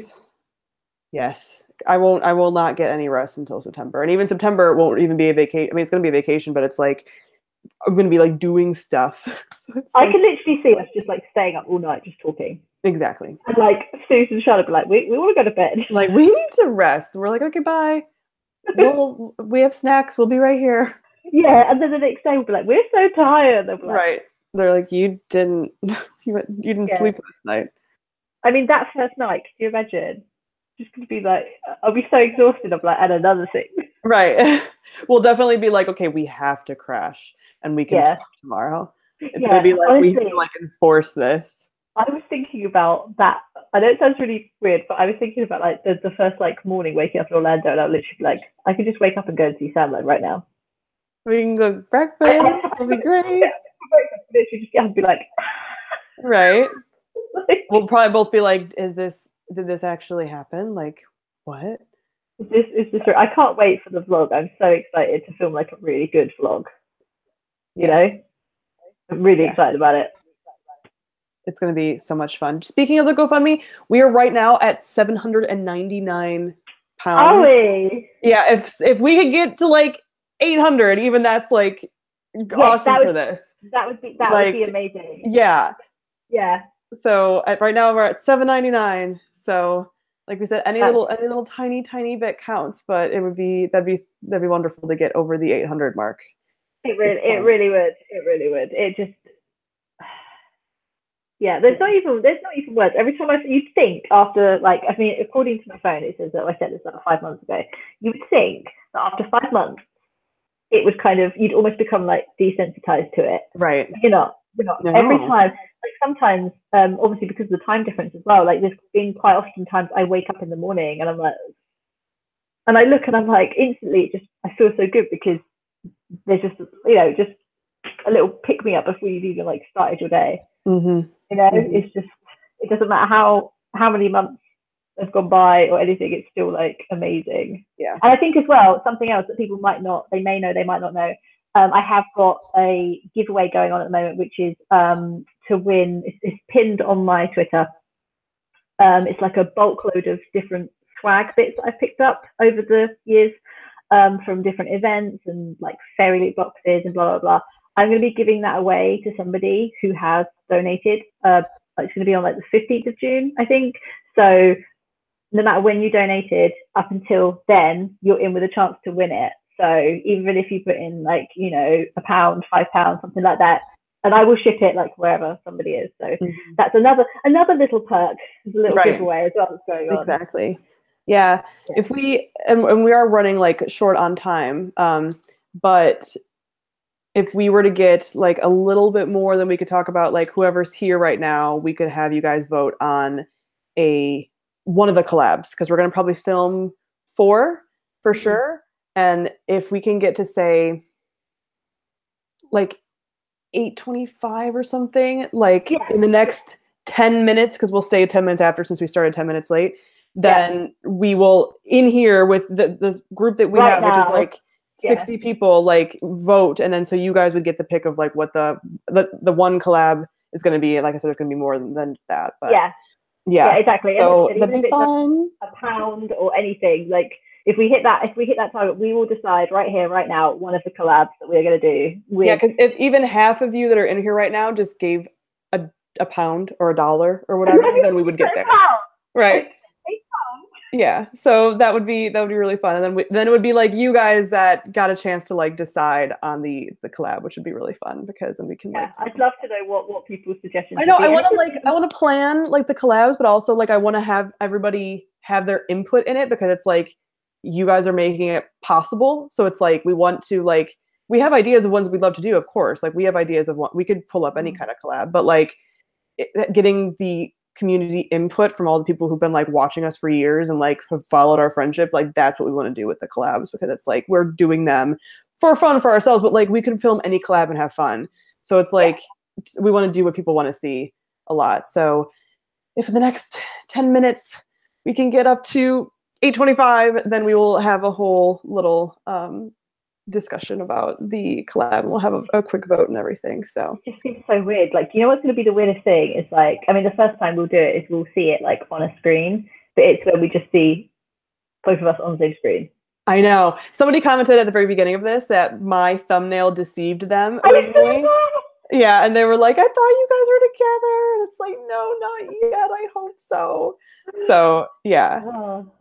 Yeah. It is weird to think, like, especially because I'm not a flight person. Like, I don't like taking flights. I mean, for some people, like, they'd be like, oh, yeah, I'm going to throw myself out of a plane. And, like, this is for me, getting on a plane is that level for me. Mm-hmm. And I can't believe that I'm going to go 9 hours right on a plane. Like, and it's funny because everybody keeps going to be like, oh, why are you doing it then? I'm like, just fun. Like, there really isn't. Oh, we've just had a donation. Yay! Thank you so much, Patricia. Oh, I forgot to read what I was saying. Somebody said to me about like, oh, why are you doing it? And I'm like, literally for Sam. There's no other reason. Like, right? Because it's just like it's not just like an international trip. Like, I feel like if I wasn't over here for you to visit, it would be that much more difficult because it's like you're just doing it for like the touristy experience, and you could go somewhere over in Europe way easier. Yeah, that's the point. Like, I wouldn't do it because it's too scary. Right, it's too far. No, there's not enough positives. Whereas with this, it's like the fear is like up here, but the reward is like up here. Right. Just going on holiday, the reward does not outweigh the fear. So I think it makes a testament to how scared I'm actually going to be. Right. You know? Like, I am scared, but it will be amazing. But I can't believe I'm actually gonna potentially do this. Yeah, I know it's gonna be like we've like as we've gotten more donations, and we're up to 804 right now, guys. So thank you so much. It's like every time we've had multiple times where we've been like crying on Boxer because we're like, it's so close. Like this could actually happen, you know? So I feel like the first like month when we were talking about how like we should try to make this happen, this could be the year, blah, blah. Like every time we talked about it, we were crying, like literally every time. Yeah. So it's just, and there's been some people in the chat saying like they can't donate right now, but they're going to try to donate when they get paid. And that's totally fine. You know, we were just trying to do something for like the talking about the collabs, but like we don't want it to come out like the last thing we want is for it to come across like pushy, especially because that's not us at all. So if you do feel bad, please know that we do not want you to feel bad. No. Please don't, because at the end of the day, what you've got to remember is that by watching us, that has done so much, because if you hadn't done that, this literally wouldn't be happening right now. Mm-hmm. So, you know, that's the biggest thing. And to know that there are people out there who, like, when we film our collabs, are going to be like, I am so excited for when this happens. Yeah. Whoever would have thought that people would be excited for us? Yeah, there's been a lot of tweets and comments and stuff that have been like, I really just want you guys to meet, like, you know, and that just means a lot, because it's just like, you know, it means people like get it, and like some people don't get online friendships, but like obviously in this people get up, get it. Yeah, really I think as well, like, you know, when people are sort of saying, you know, oh, if I can in like a month or a few months, then I will. It's actually not going to close. We're going to keep it open. Mm-hmm. Even like when we're at a stage where, you know, everything is booked, we're still going to keep it open, because there's a limit of like the minimum, and then there's a little bit where it's like, okay, this would make everything, it's all like, we can do those little things that make the trip easier, that make it, you know, a little bit more comfortable, things like that. So it's not a case of like, oh, okay, once we've booked this or once we've booked this, like it's all done. We're going to keep it open. Still support it going forward, kind of thing. So really, exactly. Really cool. And I just, it's just what I'm really excited about as well is I'm really excited that I get to potentially meet people that have like, you know, watched our friendship and stuff like that, because I don't go to many bookish events, but I've gone to things like the Young Adult Literature Convention in London, and I've had people come up to me and tell me how much they like our friendship. I mean, one of the times it happened, and Sean was right there, and she went, "Oh, what am I, just part of the furniture?" And they went, "Oh no!" Like, and Sean was like, and then someone came up to us and went, "I love your friendship to me and Sean." And Sean was like, "Thank you."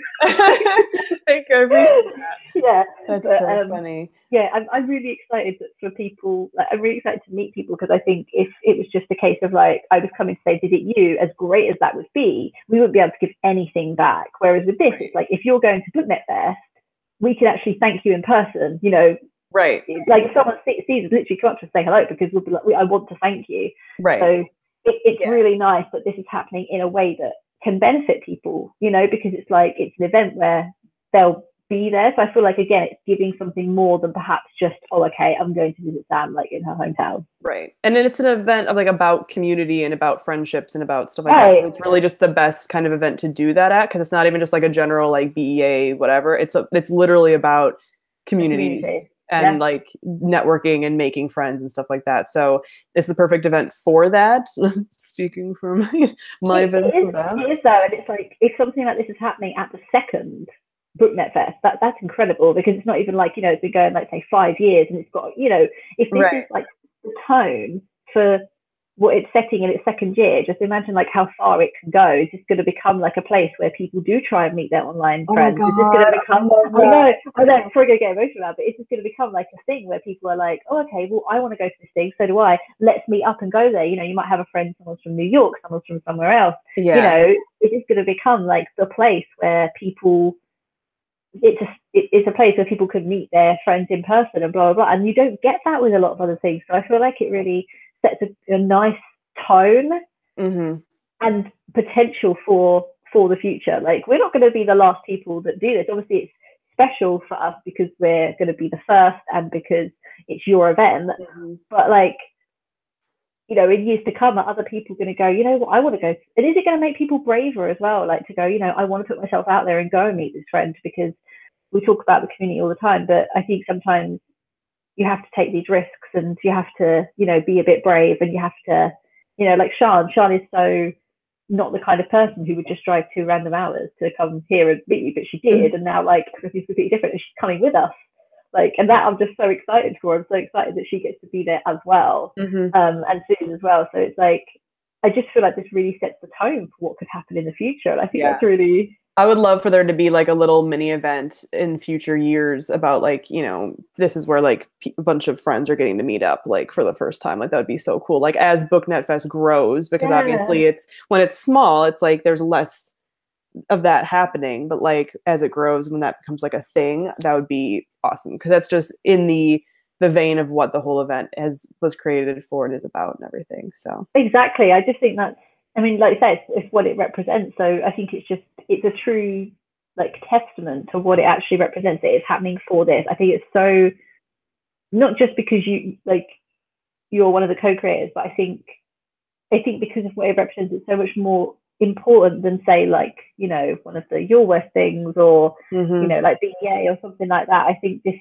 is about, it's not like most other things, books, then it's community. I feel like with this, it's community, then books. Yeah.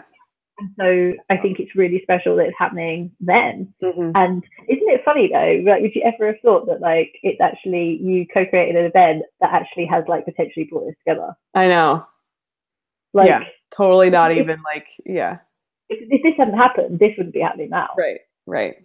Which is just, you know, And I think that just makes me even more excited as well, because like when I've been telling people, I'm like, I'm hoping to go to Orlando. Like my friends like co-created like this event, and like it's just, so much more exciting.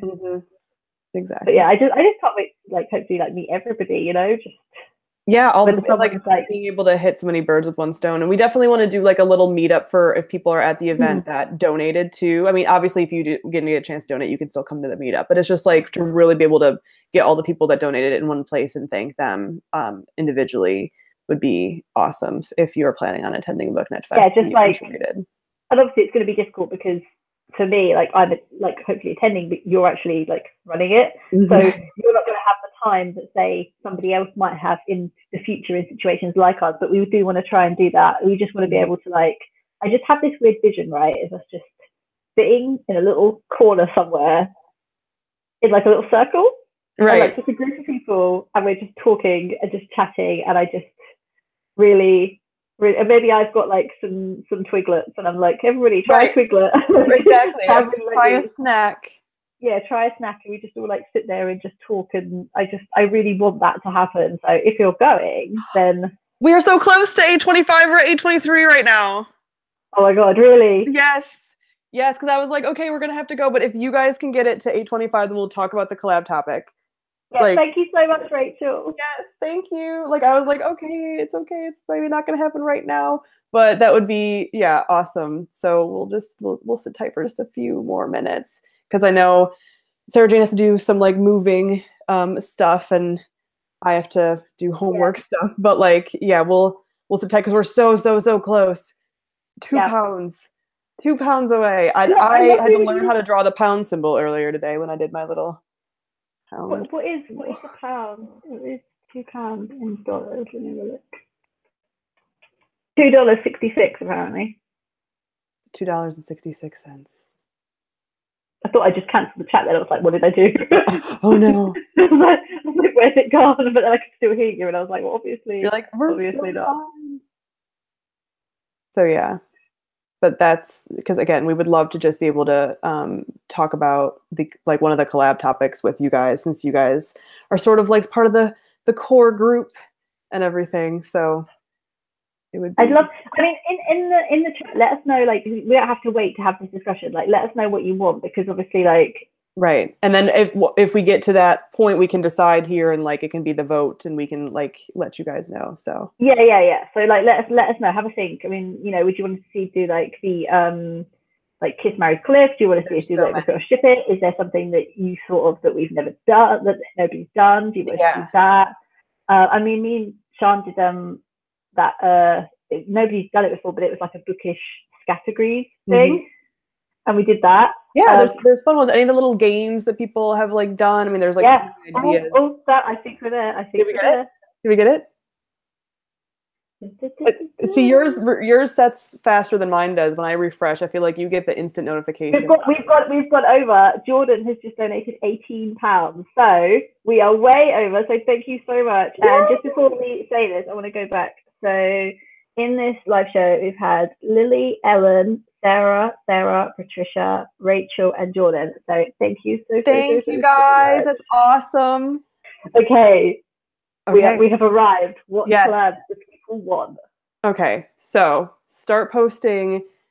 Thank you guys so much. So start posting in the chat, or in the chat, what collab you would like to see, and we'll tally up.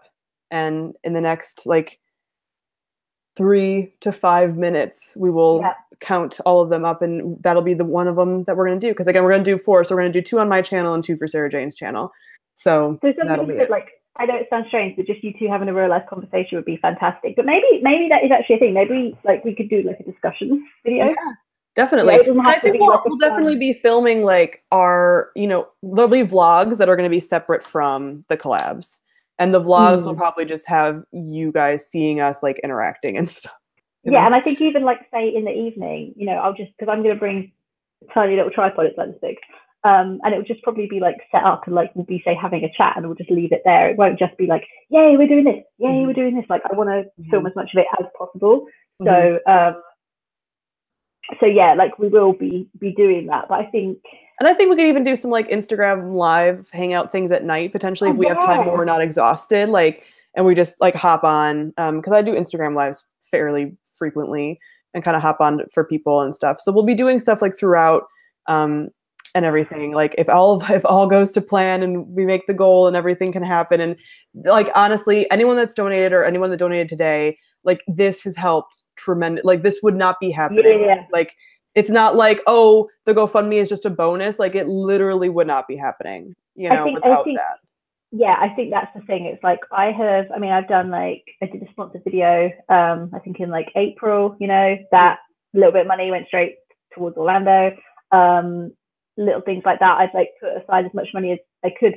But if this didn't exist, it literally would not happen. There's no two ways about it. Like the way that my finances are on like a daily basis would not, it would take us years to get to this point. And the thing is like, the whole reason we did this is because you just don't know what life is going to throw at you. And we didn't want to wait, not because we're impatient, although we are impatient, but it wasn't about that. It was about like, you never know. Mm-hmm. And actually, you know, you've got to seize the day, you know? Right. So I think, yeah, it literally, it is the case of like, this makes this happen. This makes it happen. And literally, if anybody is at BookNet Fest and you come up to me and you say that you like donated, I don't care like how much that was, by the way, I don't care. Right. I will be literally like, if you want a hug, I will be hugging. Right, exactly. Yes. Hugs will abound for anyone that's okay with hugs. Yes, if you're okay with hugs, you get hugs. We'll be taking photos, and do you know what would be so great? It's just like we're like doing a little vlog bit, and then we meet someone and they're like, oh, you know, I like supported you guys, and we're like, say hi on the vlog, and like it just be. I start to feel emotional, especially now because like it's so like. The more that this inches up, and there's been times throughout this whole like live show that I have fought tearing up because I don't like to cry in front of people, but like. It's just every little time that we get like closer and closer, like even like hitting 1,000 would be like, we're going to be like bawling basically, because it's just like that much more possible. So yeah, I'm writing down some of these suggestions that we have. And if we get multiple, I think that'll be the vote. Rachel's one, which is like a friend version of like when people do like the Mr. and Mrs. sorts of games, but like bookish. I quite like that. I like the idea of like a quiz. You know what would be funny is like a quick one, which to be fair, this wouldn't even be something that would have to be like on a video. It could even be like an Instagram thing. But you know, when people do like the most likely to. Yeah. Like most likely to do this, like that would just be really like quick and fun. It would be good if we did some sort of quiz where we have to have someone like be the rule person, because then like Sean could do that. Like Sean could be like our referee. Yeah, so it's sort of like I could see it. There's been multiple people that kind of said something that's sort of like the Mr. and Mrs. or like the newlywed game. Some people will do like the like besties kind of like game like that where you answer questions about the other one. I think that's quite fun. So there's been a couple votes for that. So let's see. Okay, so right now we have like a Kiss, Marry, Kill. They said Grishaverse related, but I don't think there's enough characters for Grishaverse, so I'm just saying Kiss, Marry, Kill in general. I would just like to say that I'm emotionally scarred from doing that with Sean, and it's traumatic. I can't. I cliffed the Darkling, and I still feel really. Do you remember me messaging you at the time? Like it was like boxing, and I was like, I just had to cliff. I can't remember who I saved. I'm pretty sure it was Jericho Barons. But I still, that I would do it, but that it hurts. It hurts. I do feel like maybe some sort of quiz. Yeah, a lot of people are saying like a most likely to or a quiz. So yeah, if any of them you really like the idea of, definitely post them really quick, and it looks like the kind of like friendship quiz, most likely to whatever seems to be. We can even like settle on that, can't we? It doesn't need to be like a specific like, okay, so for this live show, like what's been decided is we will do some form of quiz type. Yeah, friendship quiz thing. Yeah. And definitely keep sending us like topics throughout, because like we will decide on the other ones closer to the event when it's more set in stone. But that's one that from this live show, and we will say that in the collab, it's going to be like a friendship quiz tag. So yeah, I'm writing it down right now. Maybe it could be one of those, we could like make it up. It would be like something that we haven't taken from anywhere else. Like we're doing it, you know, just us. And it could be like a little quiz, which has got different sections. So it'd be like, there's a most likely to round. There's blah, blah, blah round. So maybe we can do it where there is like a few little rounds. Right, with all these kind of ideas. Yeah, yeah. And Sean could be like the quiz master. Yeah, exactly. I'll have to message her and say that, but she'll do it. She's been officially nominated to do that. Yeah. So yeah, she doesn't like playing games with me because she says that I'm too competitive. So that's so funny. Okay, so I think we are good for today. 841. Stop. Luna's scratching to get in the room. She's like, it's time for you to leave now, Mom. She's literally, she knows. I'm coming. Please don't claw up my carpet. Sorry, cat owner's life. Although, who really cares? Let's be honest. Right? So, yeah, this has been so much fun. I'm excited. That's what. So we don't know specifically what it will be, but it will be a quiz. Quiz with multiple sections, friendship quiz type thing as of this live show, where we got up to 841 pounds, which is huge. So thank you guys so much. And we'll be talking about it like still leading up to the event and everything. So thank you. Yes. All I can say is that this is before there's been times where we're like we stop saying if and we start saying when. Mm-hmm. Like we say we say when a lot more now. Yeah. So exactly. But we're still like, we don't want to jinx it, but also like this has to happen. Like at this point, like there's been, even in the last couple of weeks, there's been a lot of like crap stuff, and we're like, this has to happen. Like, we will accept no other reality. It has to. So thank you guys for helping to make our wish a reality. It is, and that's the thing. It is a wish, isn't it? It is a wish. It's like it's something. It is literally. If I get to the point where, like, you know, we touch down physically in Orlando, that is going to be because of this like GoFundMe. That's why. Yeah. So it literally wouldn't. It is the difference of it happening or not happening. Yeah. So that's how like important it is. But I feel like if we go into that, we're going to be here ages, and then we're going to like start crying. So exactly, we have to be like, let's stop. But yeah, you will definitely see tears in collabs and meeting videos and everything if that's what you guys want. We'll cry when we meet, then I'll cry when I'm editing it, and then I'll probably cry when I'm watching it after it's uploaded. It's just gonna be like, exactly. It's gonna be a lot of tears. Yeah, but it's gonna be. I feel like even like Sean and Suze are probably gonna cry. Oh, definitely. I mean, you can't watch two people crying and like not cry yourselves. No, people at the airport are gonna be like, "What is going on?" Right? They're like, "Okay." Imagine if people then start filming it. It's like, what is going on? I imagine that we'll get like, if there are people around, you'll get like claps, because like sometimes when people like, know that, like, people are reuniting or whatever, or like are meeting, or like they'll clap like in airports. Yeah, unless they're British, and then they won't. Yeah, exactly. British people are just really awkward. Like, honestly, I saw a thing the other day, and it was like this little kid on the tube, but on the underground, went, "If you're happy and you know it, clap your hands." Everyone was silent and just went. Right. Nope. That's funny. In America, I think people will probably clap. But if it was the other way around and you were coming here, people would just kind of go, well. Right. Well, that's not very proper. Yeah. But yes. Oh, it's going to be awesome. This is the crossed fingers. Right? I know. All right. Well, thank you guys so much. And keep tweeting us, you know, anything related to this and collabs and everything else. And thank you so much. Thank you. Bye. Bye. As we